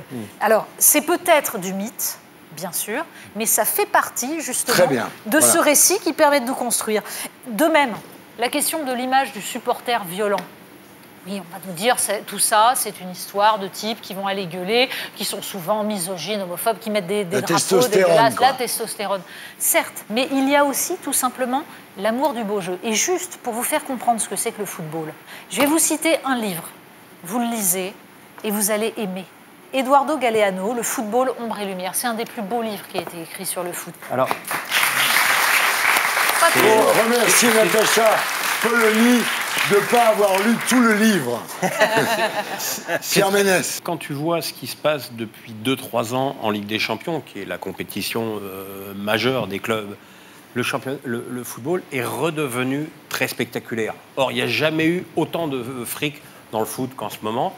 Mais on voit le PSG qui gagne 4-0 contre Barcelone à l'aller, qui perd 6-1 au retour. On voit le Real qui gagne 3-0 à la Juve avec le retourné exceptionnel de Ronaldo. Et la Juve qui arrive à mener 3-0 au retour avant de prendre un penalty. Voilà. Moi, j'aime beaucoup la philosophie. J'adore le football, j'adore le beau jeu. J'aime bien le blabla autour. Mais à un moment donné, il y a la réalité des matchs. Et j'ose espérer que cette Coupe du Monde va suivre l'exemple du football des clubs qu'on voit depuis quelques années et qu'on va avoir une Coupe du Monde très exceptionnelle parce qu'il y a 15 ans, le foot, c'était hyper chiant. La France, elle a été championne du monde il y a 20 ans avec une défense en béton armé. Qui sera champion du monde? Le Brésil. Le Sénégal, le Brésil. Sénégal. Pascal. L'Allemagne. Ah oui, l'Allemagne. Raquel, qui va gagner? Le Chili, ils ne seront pas. Non, malheureusement, non. Ils ont été battus par le Pérou, donc du coup, je suis contrainte de Mais c'est en Russie, la Coupe du Monde. Oui. Ah bah non, les Sénégalais, ils peuvent pas gagner, ils vont avoir trop froid. Oui. Ah non, il fait pas froid en Russie en juillet. J'aimerais bien sûr que la France gagne et je pense qu'elle a des solides chances. On te demande pas ce que tu mais demandes, je me rallie à la prévision. position de Pierre Ménès, je pense que le Brésil a davantage de chances. William, qui va gagner? Le Brésil. Le Brésil. Moi, je pense que les Russes vont empoisonner tout le monde. Ouais. La France va aller jusqu'où, Pierre? Au mieux en demi-finale. Ah, en demi-finale. Moi, je t'aurais dit quart, moi, ouais. Quart, demi, oui. Si je perds, je me tends en roue.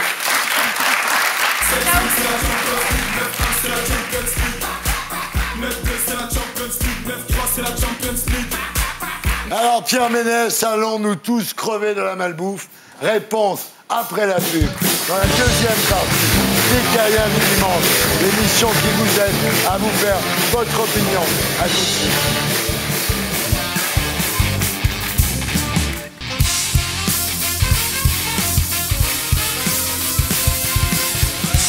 Bonsoir les terriens du dimanche. Nous sommes de retour sur Terre dans l'émission qui vous aide à vous faire votre opinion. Toujours en compagnie des 7 mercenaires Natacha Polony, Raquel Garrido, Abtia Toussi, Monia Cachemire, Gilles William Golnader et Pascal Pro. Ce soir face aux 7 mercenaires, Pierre Ménès. Et maintenant, c'est l'heure du zapping des terriens.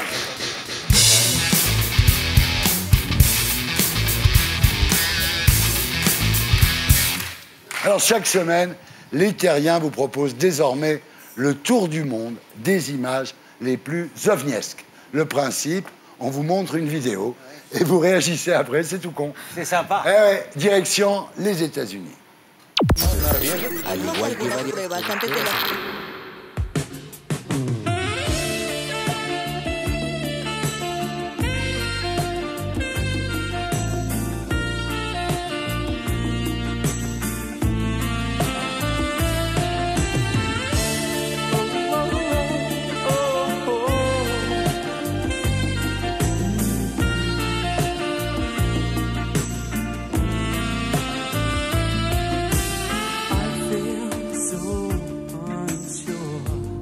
Et voilà. Alors, Tchatou, vous, ça, ne donnez pas votre langue au chat, vous savez. Non, je trouve ça totalement stupide. Je trouve que 25 € pour ce bout de plastique, c'est en plus particulièrement cher. Puis, je sais On pas, peut s'en servir pour autre chose. Bah, c'est ce que j'allais dire. Bah oui.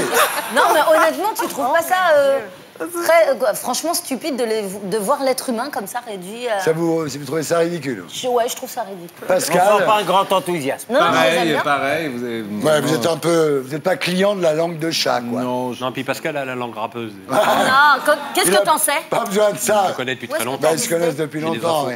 Et maintenant, direction l'espace.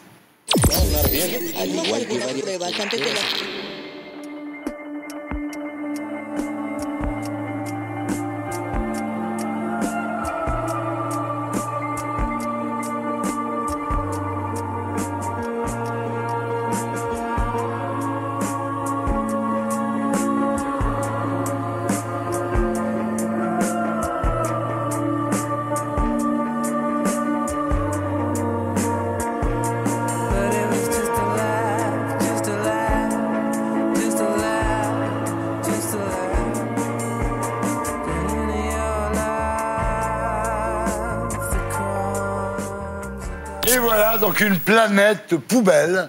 Natacha? Thierry, il reste 2 espaces de rêve. Oui. Puisqu'on a pourri la planète, Oui. on l'a conquise, Oui. on a rapetissé Oui. la Terre. Il reste 2 espaces. Le fond des océans Bien sûr. et le vide sidéral. Et ma femme. Le fond- Et ma femme. Et votre Troisième femme, mais espace de rêve. Ça, je n'en Ah bah sais rien oui. et je n'essaierai pas de connaître. Mais pour le reste, on peut rêver sur le fond des océans. Eh bien non, il n'y a plus de poissons, on a tout pourri, il y a du plastique. Et l'espace est aussi totalement dégueulasse. Non. Pardon, mais moi, ça me déprime. Est-ce que vous êtes... Je comprends Attendez. pas qu'on s'en fout. Est-ce que vous voulez changer de planète? Non, je ne veux pas changer de planète. Parce j'ai qu'on pas pourra envie- bientôt changer de Je n'ai planète. pas envie de vivre dans une bulle sur Mars, à essayer de cultiver des patates hors sol. Je m'en fous. Enfin, je dans veux vivre bien sur l'infini, cette planète parce dans qu'elle est l'infini belle. sidéral, ça doit être très peu, hein, ce qu'on voit là. Si je peux me permettre. Non, C'est le mais mathématicien. sauf mais que c'est le tout est mathématicien concentré qui te autour de parle, nous. c'est très peu. Ça va pas dans Non, le mais c'est vide une conversation sidéral, d'ordre ça scientifique. reste C'est qu'il y a une orangé. bagnole qui tourne, la Ouais. Tesla de Ouais, Elon Musk. Elon Musk. Attention, et maintenant, direction les États-Unis.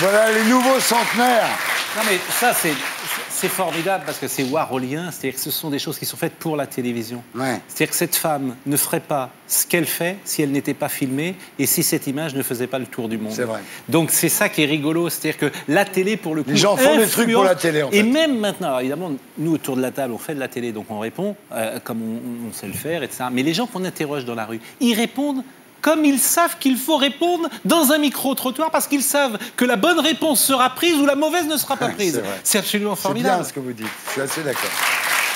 Pierre, ça vous plaît? Ça vous... Attendez, la gonzesse, elle a 100 ans quand même. Hein. Ouais, voilà, moi, j'ai pas marché pendant 5 mois. Ouais. J'étais ou alité ou en fauteuil roulant. Et je me souviens des semaines de souffrance pour déjà me mettre debout, pour faire 5 mètres, 10 mètres, 15 mètres. Et donc, ouais, ça m'émeut, ça. Ouais. Direction le Royaume-Uni.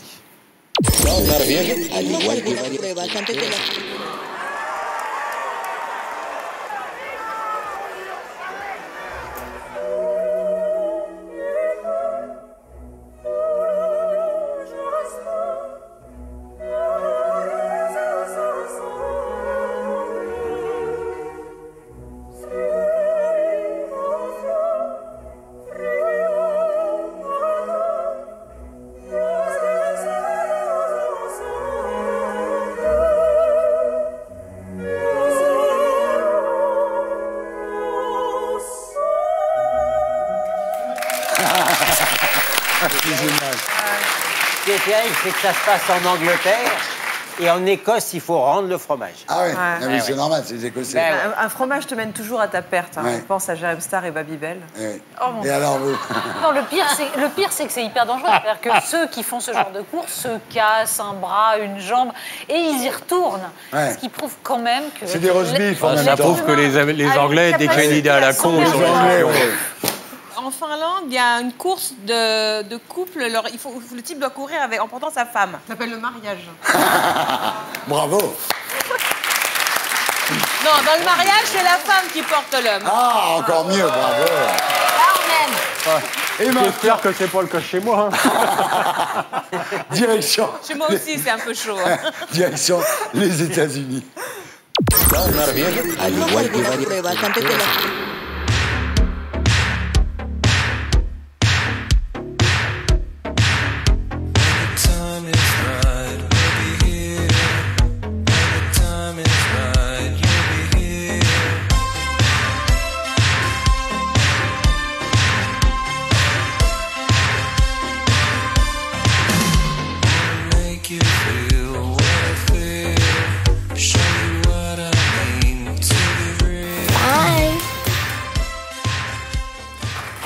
Et voilà, le plus jeune drag queen du monde.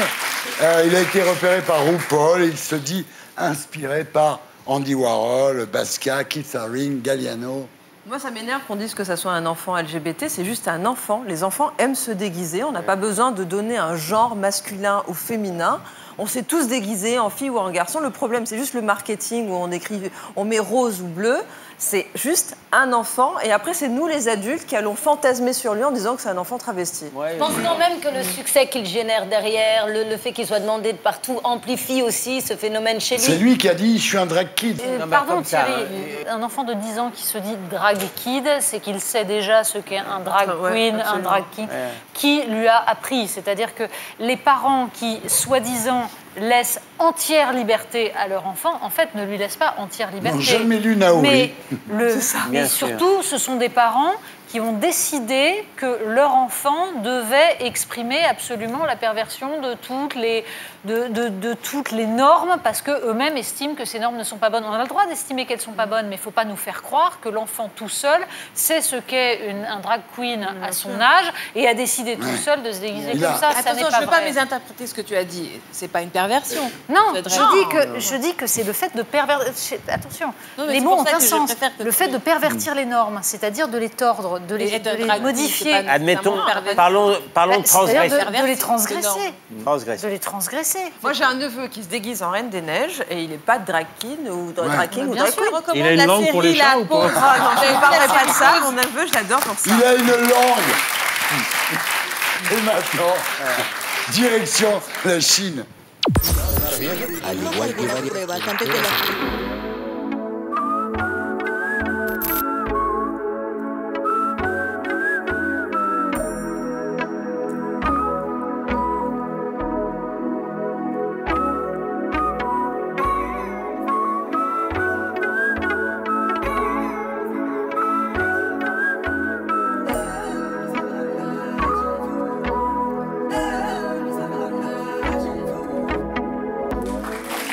C'est beau.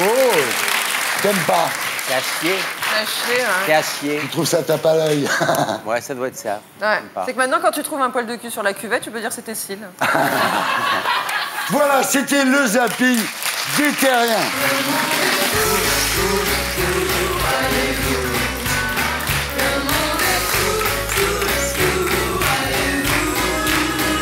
Et maintenant, on passe en zone libre avec celle de notre invité fil rouge, Pierre Ménès.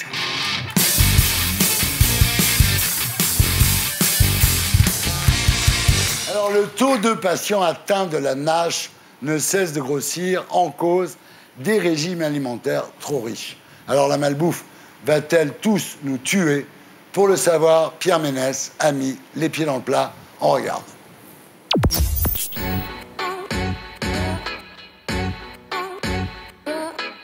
Comment ça va? Ça va et vous? Ça va. Quoi de neuf? Tout va bien.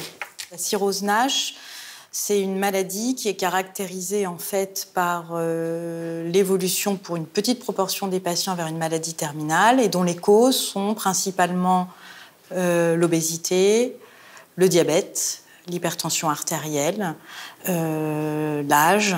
La maladie reste complètement silencieuse pendant très longtemps. Puis à un moment donné, le processus cirrhogène va se former et vont survenir les complications. Et c'est souvent à ce stade d'évolution qu'on détecte la maladie. Et quand j'ai été greffé le 12 décembre, il était grand temps. Ouais, il était grand temps. On a été sur le fil pendant quelques heures et même au moment où il est parti au bloc opératoire, moi, j'étais pas complètement rassurée sur le fait qu'il sorte vivant de la salle d'opération. Quand je l'ai vu se réveiller, j'étais contente. Ce qui est pernicieux dans cette maladie, c'est qu'il n'y a aucun symptôme. Voilà, quand je vous ai vu la première fois, vous m'avez dit que ça fait 20-25 ans que j'avais cette maladie en moi. C'est une sorte de descente aux enfers. Vous êtes comme une bougie, quoi. Vous êtes en train de vous éteindre. Moi, j'ai tout eu, hein. Les insomnies, les vomissements, les crampes. Mais c'est surtout une immense fatigue qui vous envahit, ce qui fait qu'à la fin, quand on m'appelle pour me dire « faut venir », alors là, jamais Mélissa m'a habillé aussi vite. Je crois que 30 secondes après, j'étais en jogging et le SAMU était prévenu. Et quand je suis arrivé ici, alors je ne sais pas si je sais comment je suis tombé dans le coma ou si j'ai lâché prise, mais je me suis endormi et je ne me souviens de rien.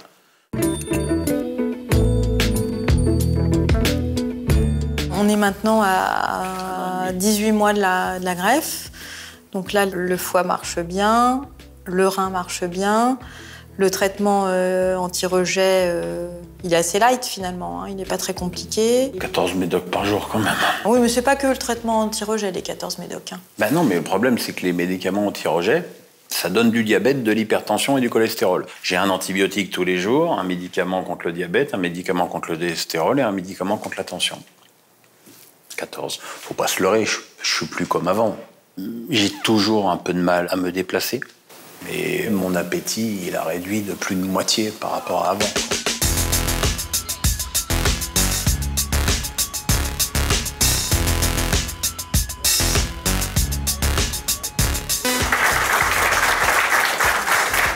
J'ai un indice, il y en a un des deux qui joue pas au foot. Bon, j'ai mis Blaise à gauche, ça me paraissait plus logique tactiquement.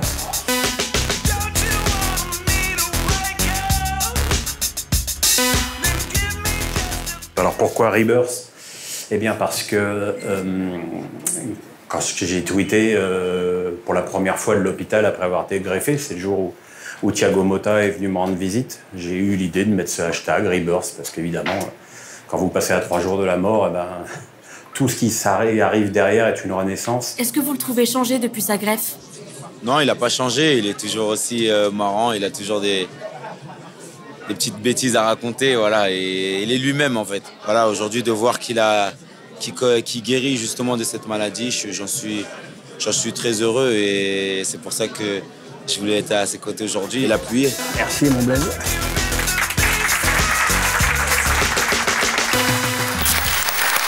Voilà, donc NASH, ça veut dire non-alcoolique stéatohépatitis. Hein, voilà. Alors Pierre Ménez avait été atteint donc, de la NASH, ce qui a provoqué la maladie, en fait, comme on disait en début d'émission, c'est presque atavique, parce que votre père est mort de ça, en fait. Il est mort d'un cancer du foie. Oui. L'étape ultime de la cirrhose... c'est le cancer. C'est le cancer. Alors, l'Assemblée nationale a refusé d'inscrire dans la loi l'interdiction des publicités pour les produits alimentaires trop gras, trop sucrés ou trop salés à destination des enfants. Il faudrait tout supprimer, alors.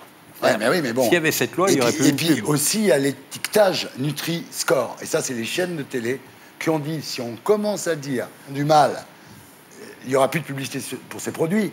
Et donc, les chaînes de télé vont faire faillite. Il va y en avoir d'autres. Il y a, les médecins me disent qu'il y a à peu près entre 25 et 30% de la population qui sont malades du foie. Alors évidemment, tous ne vont pas arriver à la greffe. Bien sûr. Alors, a priori, c'est 2% de ces 30% qui sont vraiment des personnalités à risque. Ouais.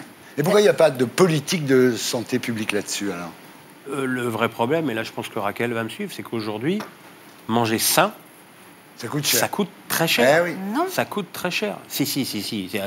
Acheter des légumes frais, acheter des fruits frais, ça coûte cher. Pardon, Pierre, mais non.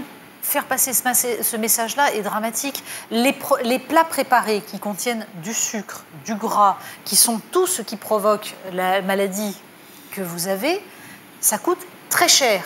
En rapport qualité-prix et en rapport poids-prix, ça coûte très très cher. Ça coûte finalement beaucoup plus cher que de s'acheter quelques légumes et de les cuisiner soi-même. C'est un calcul trop compliqué pour les gens. Ça, mais c'est pas compliqué. La seule chose qui existe, c'est la prévention. Et la prévention, ça passe par une éducation à la façon dont on va pouvoir se réapproprier l'alimentation pour qu'elle ne dépende pas de produits industriels. Je suis pas d'accord avec toi sur un point. Ça ne coûte pas cher. Quand on dit ça à une mère de famille ou à un couple qui gagne un SMIC et qui doit nourrir 4 gosses derrière ou 5 gosses, ils ne peuvent pas aller chez le petit primeur, chez le Mais non, etc. Et je te dis pas ça justement, je te demande pas d'aller tout de suite acheter en effet ton légume bio, ton machin. Commencez par d'abord acheter des légumes, pas forcément bio, ça vous coûtera moins cher. Commencez par refaire la cuisine. Si c'est pour acheter des trucs plein de pesticides et tout. Mais attends, quand tu rentres du boulot à 22h ou à 21h, déjà il faut surveiller les gamins qui sont lavés, ça te prend ils ont fait des temps devoirs. Tout le monde ne rentre pas du boulot à 22h. Ça te prend Les gens qui habitent en grande banlieue d'Île-de-France mettent 1h30 le matin pour aller bosser, 1h30 le soir. Raquel, le temps moyen passé dans la c'est vrai qu'il y a un problème. Il y a un Pierre problème Ménez, pour bien manger. Moi, j'ai la chance d'habiter dans les Yvelines. J'ai la chance d'avoir à côté de moi des magasins, machin. Mais enfin, je vois ce que je paye par rapport à ce qu'on payait avant quand on allait au Monop, quoi. Mais effectivement, et je vois aussi le temps que met Mélissa à préparer la cuisine. C'est pas 2 minutes la soupe de poireaux. Alors elle est très lente. Ce qui est possible. Je vais vous poser une question. Parce que vous dites, bon, depuis ma greffe, c'est compliqué quand même. Bon, j'ai survécu, évidemment, mais c'est compliqué. Et j'ai rencontré à Noël Eric Abidal à Dubaï. Eric Abidal a été greffé du foie. 3 semaines après, il jouait au ballon quand même. Oui, Eric Abidal est un super athlète, ce n'est pas quelqu'un de normal, sa capacité de récupération. D'accord. Et puis lui, il a été greffé 2 fois, parce que la première, il a fait après, un il y a eu rejet. Oui, ça c'est une complication. Mais il n'est pas resté sur le carreau 6 mois avant comme moi. Moi, c'est pas... Vous avez attendu la greffe pendant 6 mois, c'est ça? Moi, j'ai été inscrit sur les greffes le 12 juillet 2016. J'ai été greffé 6 mois, jour pour jour. Ah ouais. C'est d'ailleurs marqué sur le t-shirt, en bas, là, il y a marqué 12-12.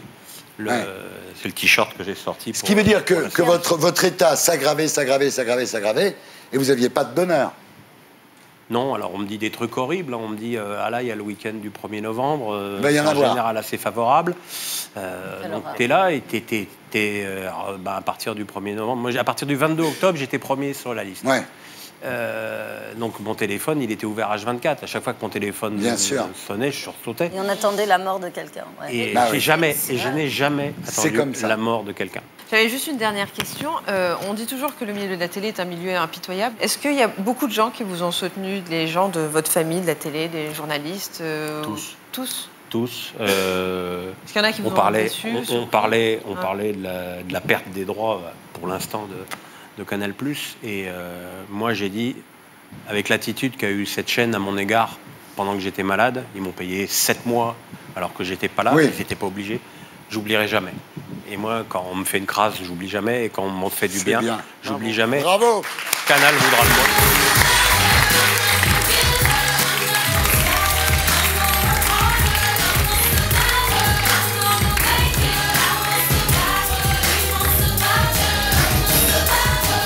Pierre Ménès, merci d'avoir été avec nous. Je rappelle qu'on peut lire votre grosse chronique dans le quotidien CNews Matin. Vous serez également sur CNews pendant la Coupe du Monde. On vous retrouve à la rentrée à partir du 12 août sur Canal+, dans le canal Football Club. Voilà. Et voilà, c'était la P2 des Terriens du dimanche, l'émission qui vous aide à vous faire votre opinion. À tout de suite.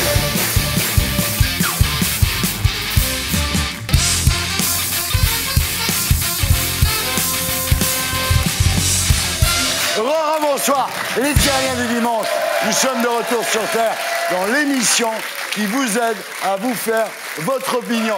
Toujours en compagnie de Natacha Polony, de Raquel Garrido, d'Absa Toussi, de Monia Cassis, de Sylviane Damnadel et de Pascal Pro.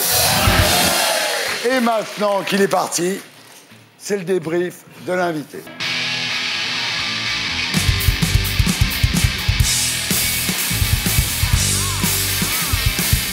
Alors, Pierre Ménès, en a pensé quoi? Que du bien. Ouais. D'abord, il m'a expliqué pourquoi il ne m'avait pas souri, parce qu'il ne m'avait pas vu, etc. On a échangé entre nous. Puis j'adore le mec. Ouais, il est sympa. Où que je tourne mon regard, j'adore ce mec. Ouais. Vraiment, il m'a conquis. Ouais. À part le fait qu'il vous ait traité de tourte, oui. Est-ce que vous lui pardonnez? C'est qui la tourte maintenant? C'est lui. Oui. Donc cette affaire-là étant réglée, il a perdu au jeu, fermé. il a perdu au contre vous. Ouais. Non, mais moi, comment dire, j'aime les gens passionnés. Et puis, c'est vrai c'est une personnalité à part. Ah, oui. Voilà. Il est attachant, c'est clair que c'est très attachant, il dit les choses surtout, il n'hésite pas. Un peu comme vous. Mais en l'aimant, je m'aime. J'espère qu'en venant ici, c'est lui-même peut-être qui a pu peut-être abattre des barrières. Et moi, j'aspire à parler davantage de foot avec lui. Bien, Absatou. Moi, j'ai détesté. Plaisante. Plaisante. Quel gonzesse. Plaisante. Non, mais Pierre Ménès. J'ai pas autant de talent que toi, Monia. La punchline, c'est toi. Non, mais Pierre Ménès, il est fidèle à lui-même. Pierre Ménès, parce qu'il le vaut bien. Parce que vraiment, c'est la sincérité, c'est le côté grande gueule que j'aime bien. Il dit ce qu'il a à dire, ça plaît pas. Clairement, il s'en fout. Et c'est ça que j'aime. Il les cache. On n'a pas. Il les nage et il les cache. Wow. Mais il a surtout il a une personnalité bien à lui et qui ressemble à celle d'aucun autre. Et je suis d'accord quand Pascal Pro disait il y a une star parmi c'est les commentateurs sportifs. C'est le seul aujourd'hui. Et c'est vrai. Il n'y a plus de commentateurs stars. Hein. Non. Il y avait Thierry, les deux Thierry. Ouais. Et on pense à eux d'ailleurs. On pourrait penser à Thierry Gilardi au moment où la Coupe du Monde commence parce qu'il avait vraiment remplacé Thierry Roland et il était formidable et tout le monde l'aimait. C'est très difficile aussi d'être star aujourd'hui aux commentateurs parce qu'il y en a beaucoup.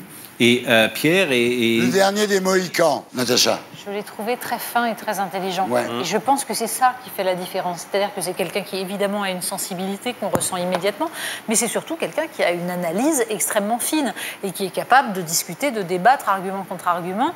Et pour être cette star que les gens aiment, parce qu'en effet, c'est un de ceux que les gens connaissent et qu'ils aiment. Oui, mais aiment parfois détester aussi. Mais bien sûr, les deux. Mais ça va avec. C'est le côté Eric von Stroheim. On aime détester parce qu'il y a de la matière, parce qu'il y a quelque chose à détester, parce qu'il y a une pensée. C'est tout. L'émotion ne suffit pas. Il accepte la critique. Hein. Mais ça fait partie aussi de la finesse. Tout va bien. Moi, j'ai pas attendu qu'il soit malade pour l'aimer. Ouais, c'est bien vu. On va rester là-dessus. Oui. C'était le débrief de l'invité.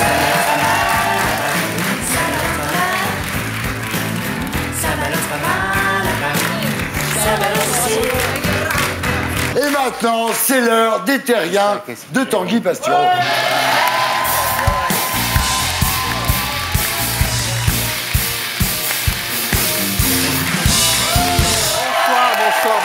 Bonsoir.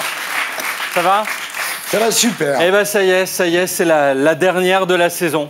Oui. Nous allons nous quitter et partir qui vers des destinations où l'on vend de la drogue, qui vers d'autres lieux de vacances que le vôtre, Thierry. Franz, qui nous a quittés, ciao l'artiste, va ressusciter et retrouver Brigitte, pas celle qui a un chien et 2 poules, non l'autre, celle qui a 24 chiens et 1000 poules. Brigitte, c'est un prénom générationnel, il n'en reste que 2, toutes les autres sont mortes. Gilles William, après avoir hésité quant à sa destination pour l'été, Gaza, Téhéran, le siège du Parti communiste à Paris, le hall de Radio France, restera finalement dans son bureau à accorder des interviews avec son écran d'ordi qui se reflète dans la vitre. Et il réalisera plus tard qu'heureusement, il a fermé cette fenêtre YouPorn catégorie beurette à temps, bien sûr. Alors, Absatou, à défaut d'aller voir la Tour de Pise, fera la Tour de Pise. Elle n'a pas le temps. Elle n'a pas le temps de voyager, elle bosse. Donc elle limite les monuments. Elle attend de se prendre un bus en Vélib et de se péter le nez pour faire le sphinx de Gizeh.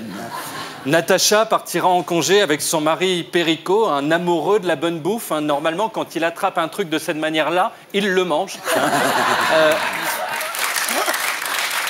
Un soir, où cuisinant un coq au vin, il aura bu tout le vin du coq, ce sera le drame. À 4 grammes, il la confondra avec une côtelette et tentera de la faire revenir à la poêle avec des petits légumes. Ce n'est qu'au moment où elle criera « Les légumes, ils sont bio au moins, et il n'y a pas de glyphosate » et viennent-ils d'un petit producteur qu'il se rendra compte qu'il s'agit bien de Natacha. Monia, en pleine ivresse estivale, fera des soirées déjantées avec Zaya en soubrette. L'acide DSK des boules. L'acide DSK des boules, il tient 7 secondes avant d'exploser et il faut récurer les murs de la pièce à la brosse à dents pour la revoir. Enfin, Raquel fera, je peux vous l'annoncer, Fort Boyard. Pourtant, le jeu symbole du grand capital sans limite, puisqu'on y fait bosser des seniors sans âge. Il s'agit de Jean-Pierre Elkabbach, qui l'été ne se rase pas. Alors, image exclusive, une tête de Raquel et 2 têtes de tigre. Alors, pour les distinguer, si vous tournez la tête de Raquel, il n'y a pas de pognon qui sort. Elle n'aime pas ça. Alors, Raquel Garrido à Fort Boyard, mais qui aurait dit ça il y a 1 an? Prochaine étape, les amours avec Alexis, obligé. Bah oui, bien sûr. Bien sûr. Ah là là. Et le président Macron, tiens, notre Apollon si sexy, jetons-lui un dernier coup d'œil. Alors récemment, il a assisté à la finale du top 14 de rugby avec Brigitte, avec qui il a commencé à faire une chenille. C'est l'ambiance rugby. Même Michel Onfray au rugby, il ferait l'hélicoptère avec son sexe. Il y avait aussi Jean Lassalle, le seul mec qui aurait réussi à tenir sa bière droite, même sur le Titanic, au moment du naufrage. Lassalle qui est revenu ensuite dans le Béarn et a assisté à un autre match de rugby où il a chanté, regardez, tout débraillé. J'ai connu des paniers de linge sale qui avaient meilleure allure. Lui, on ne sait jamais quand il est défoncé de quand il est normal. À côté de Lassalle, Patrick Sébastien, c'est un moine cénobite en pleine prière. Macron a aussi lancé le loto du patrimoine. Alors c'est comme le loto normal, on perd, mais l'argent va aux vieilles pierres. Avec Stéphane Bern, qui a longuement admiré cette main qui a touché tant de monde.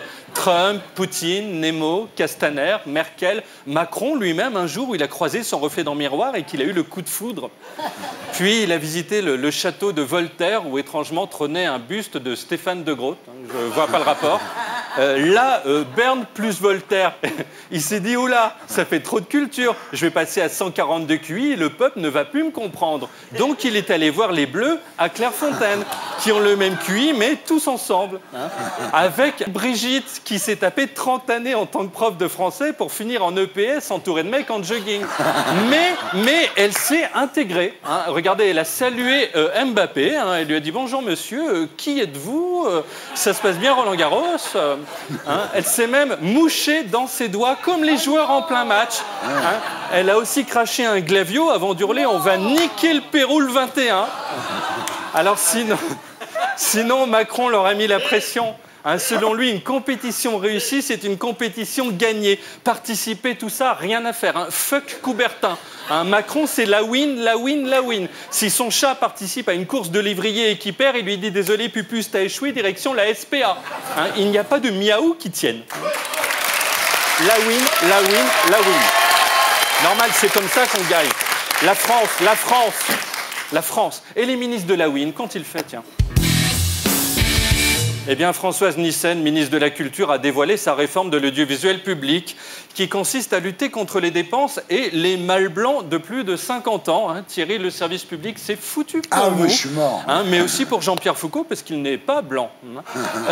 Delphine Ernotte, Nyssen, mais il est où leur problème? Il y a un blanc un jour qui leur a pas rendu la monnaie sur les tickets resto à la brioche dorée. Hein. Et puis c'est un racisme contre lequel on ne peut pas lutter. Si vous criez « Oui, je suis blanc et j'en suis fier, mon frère », bah vous avez l'air con. Hein. D'autant qu'on n'a pas de chanson de James Brown à mettre dessus, nous les blancs, mais juste Calogero. Hein. Alors sinon, Christophe Castaner, un mâle blanc de 52 ans, parce qu'évidemment, ça ne marche pas pour eux, leur truc, hein, était lui à 7, hein, qui est aussi le nombre de personnes qui l'ont écouté.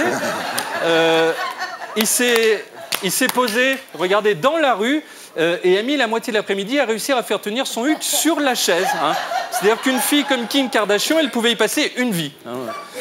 Jean-Michel Blanquer, lui, a fait une réunion en Allemagne, hein, d'où sa tête, avec derrière lui des statues de colosses tout dorées. On aurait dit Teddy Riner s'il venait de faire une golden shower avec Douillet et Gérard Larcher. Stéphane Travers, le ministre du glyphosate, du broyage de poussins et de la mort de la planète, eh bien, s'est baladé dans les bois avec des amis. Il n'y a plus d'animaux, parce qu'à cause des pesticides, ils sont tous morts. La seule créature qu'ils ont croisée, c'est une dame en cuir qui les a appelés « mes chéris » en leur faisant signe de venir derrière un petit sapin. Ensuite, ils se sont perdus parce qu'ils n'ont pas Google Maps, ces losers, mais une vieille carte datant d'Alain Juppé. Hein, on ne les a jamais revus. Laura Flessel, elle, était en Serbie, où elle a posé devant une tapisserie représentant les usagers de la SNCF un jour de grève. Hein, un jour, quoi. Hein. Gérard Collomb, un mâle blanc de 127 ans, a rompu le jeûne du Ramadan. Hein, c'est le seul jeûne qui casse parce que les autres, ils bossent avec. Hein, Griveaux, Darmanin, tous sauf lui. Hein. Et Bruno Le Maire a inauguré un navire dont il a pris les commandes. On voit ici le bateau 8 minutes plus tard. Hein, la connerie, hein, on lui a dit à bâbord, il a demandé ça veut dire quoi? On lui a dit à gauche, il a répondu ah non, gauche je peux pas, je bosse pour Macron. Hein. Et là, paf, le rocher. Quoi. Non. La connerie, quoi. Allez, filons à droite. Avec Marion Maréchal tout court, qui a été interviewée, regardez, par Gilles William et Honoré de Balzac. Alors, Gilles William passant la moitié de l'interview à remettre sa chemise. Hein, voilà, encore. Et si son slip avait été de travers, il posait une RTT.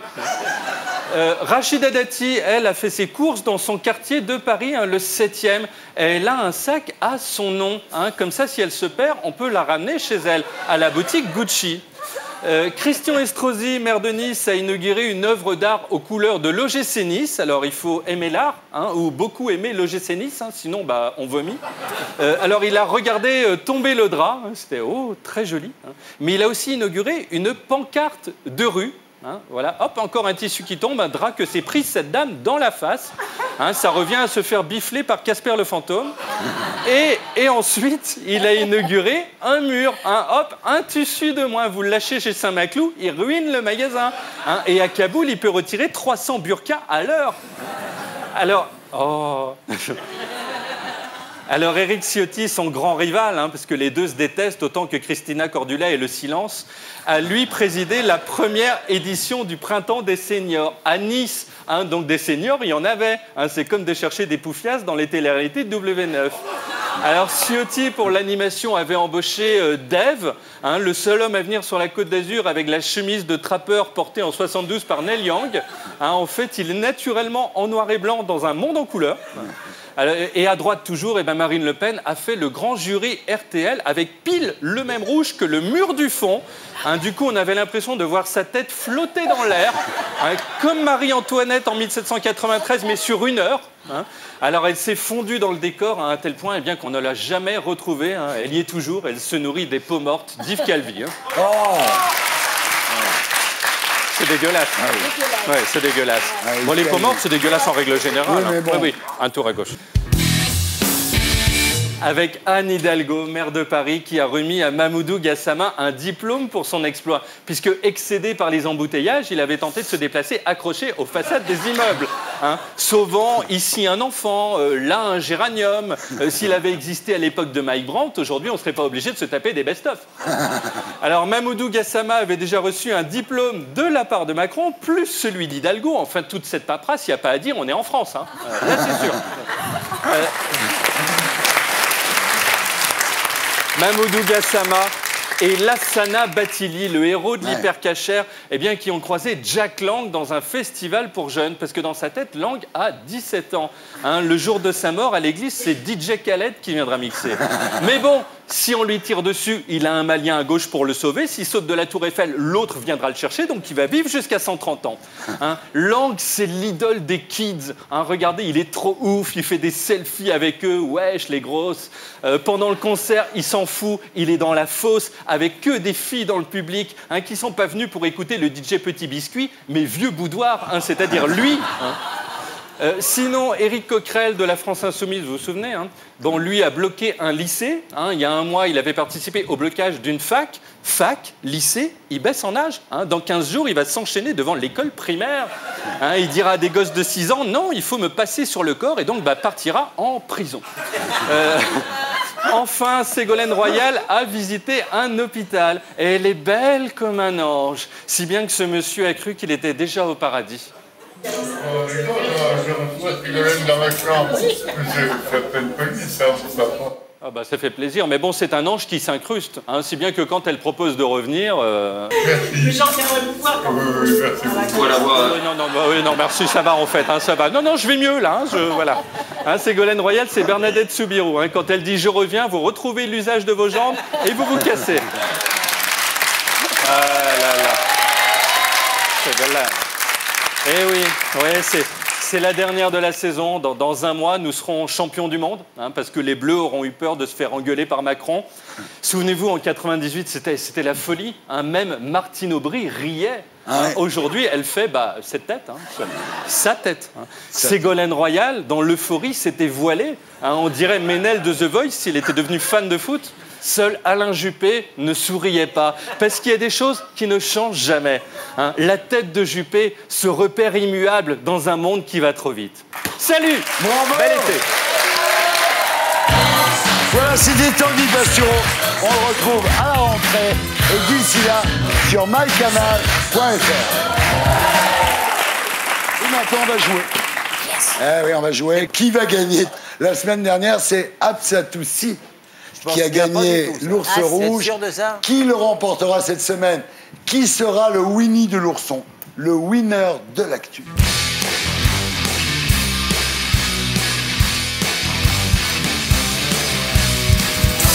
Alors, selon le JDD, qui aurait été approché par Emmanuel Macron pour être le candidat de La République En Marche à la mairie de Paris en 2020? Ça, je le sais, ça. Mathieu Pigasse, Jacques-Antoine Grandjean, Xavier Niel ou Mathieu Gallet? Xavier Niel. Ouais, il a refusé. Ah oui, et puis il explique à tout le monde qu'en effet, il n'a aucune intention d'aller là-dedans. Puis il y a tellement de candidats que... Ouais, vous pensez que ça sera Griveaux? Il est quand même... il a pris ses marques. On parle d'Édouard Philippe. Ah, oui. Moi, du moment que c'est pas Hidalgo. Vu ce qu'elle a fait pour la rue de Rivoli. Alors, pourquoi l'université de Los Angeles a-t-elle interdit à ses étudiants de se masturber dans les douches de la fac? Parce que ça bouche les douches, parce que ça pollue les nappes phréatiques, parce que ça rend le sol très glissant, ou parce qu'une femme de ménage est tombée enceinte en nettoyant les douches. Ça rend le sol glissant. Non. Parce qu'une femme de ménage est tombée enceinte. Ça bouche les douches? Ah oui. Ah bon? Ça bouche les douches. C'est une mauvaise qualité. C'est le jeu le plus con du monde. Alors vraiment, il n'y a aucun doute. Non, juste quand je gagne. On va pulvériser tous les records. Pourquoi t'as pas envie de te masturber dans la douche là maintenant? C'est ta coupé l'envie. On prétend que le sperme bouche les douches. Le sperme, mais de quoi? Mais oui. C'est pas du tout les poils. Enfin, de quoi on parle? Non, mais je refuse la question, c'est pas possible. Mais c'est parce que c'est faux. Je refuse la réponse. Attaque Stéphane Simon au tribunal. Ah, je n'y manquerai pas, nous plaiderons. Quel est le nom de la nouvelle ligne de lingerie lancée par Rihanna? Savage X, Black X, Panther X ou Absatou 6? Mais ils sont sérieux, les gars. Absatou 6. Savage. Oui, bravo. Ça tu sais, hein. Bravo, Raquel. C'est pas évident, hein. Pour quelle raison les parents de Michael, un Américain de 30 ans, ont-ils porté plainte contre leur fils? Parce qu'il n'a pas appelé sa mère pour la fête des mères. Parce qu'il a diffusé une sextape de ses parents sur le web. Parce qu'il a essayé de les empoisonner. Parce qu'il ne veut pas quitter la maison. Je sais. Parce qu'il ne veut pas quitter la maison. Bravo, Exactement. Ça marche pas, Thierry. Tais-toi. Tais-toi, tu me fais trop de mal. Non, mais ça fait 10 fois, ça marche pas. Non, mais t'en fais pas. Il veut pas participer. Écoute, c'est un problème récurrent, laisse tomber. Ah bon? Allez, test. Laisse tomber. J'appuie, ça marche. Ben oui, là, ça va. Mais oui, mais plus de C'est ce que disent les gens qui perdent, ça, en général. Ah oui. Goldnadel nous a fait ça pendant des semaines. Puis un jour, il a compris qu'il était mauvais. C'est un truc que j'ai bien en bouche. Il râle tellement qu'on dirait le mur des lamentations. Alors tiens, justement, une question qui va intéresser Natacha Polony. Combien de grammes d'insectes ingérons-nous en moyenne chaque année sans le savoir? Oui, non. 5 grammes, 50 grammes, 500 grammes ou 5000 grammes? On va essayer 500 grammes. Oui, 500 grammes.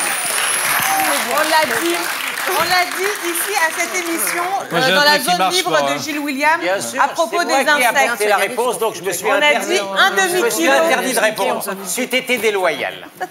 C'est tout. En tout cas, vos questions sont vraiment intéressantes. Ça, je trouve que c'est la première fois que je viens, mais... Qui a remporté l'os rouge? Natacha, largement.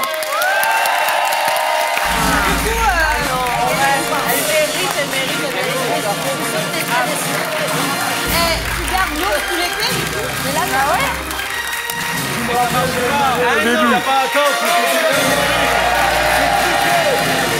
Tu peux parler de la FIFA et des matchs truqués. Ça s'appelle un match truqué. C'est la même chose. Voilà. C'est inadmissible. Bravo, Natacha. C'est vous qui allez garder l'ours rouge tout Je l'été. l'emmène en vacances. En vacances avec Perico. Et voilà. Maintenant, je vais vous montrer quelque chose. Quelque chose de très intéressant. On regarde.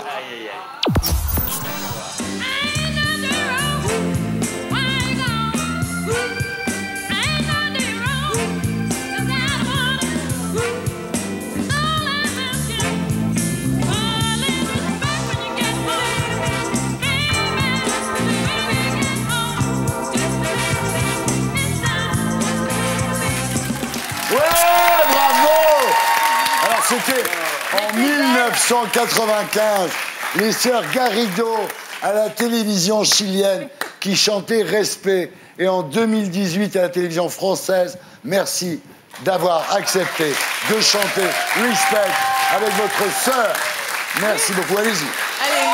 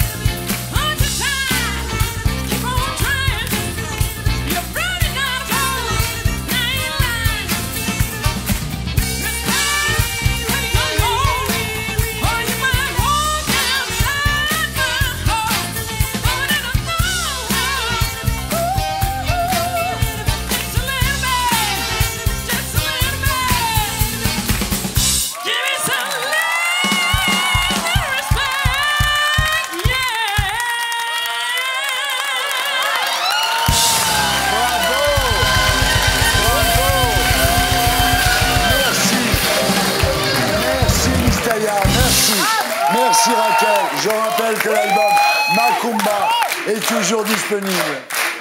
Bravo. Merci, merci beaucoup. Regardez l'émission à la rentrée. Tu veux les 7? Merci beaucoup. Bravo. Voilà, c'était les dernières du dimanche. L'émission qui vous aide à vous faire votre opinion. Merci à tous ceux qui m'ont aidé à faire cette émission. À commencer par Stéphane Simon. À samedi. Ciao.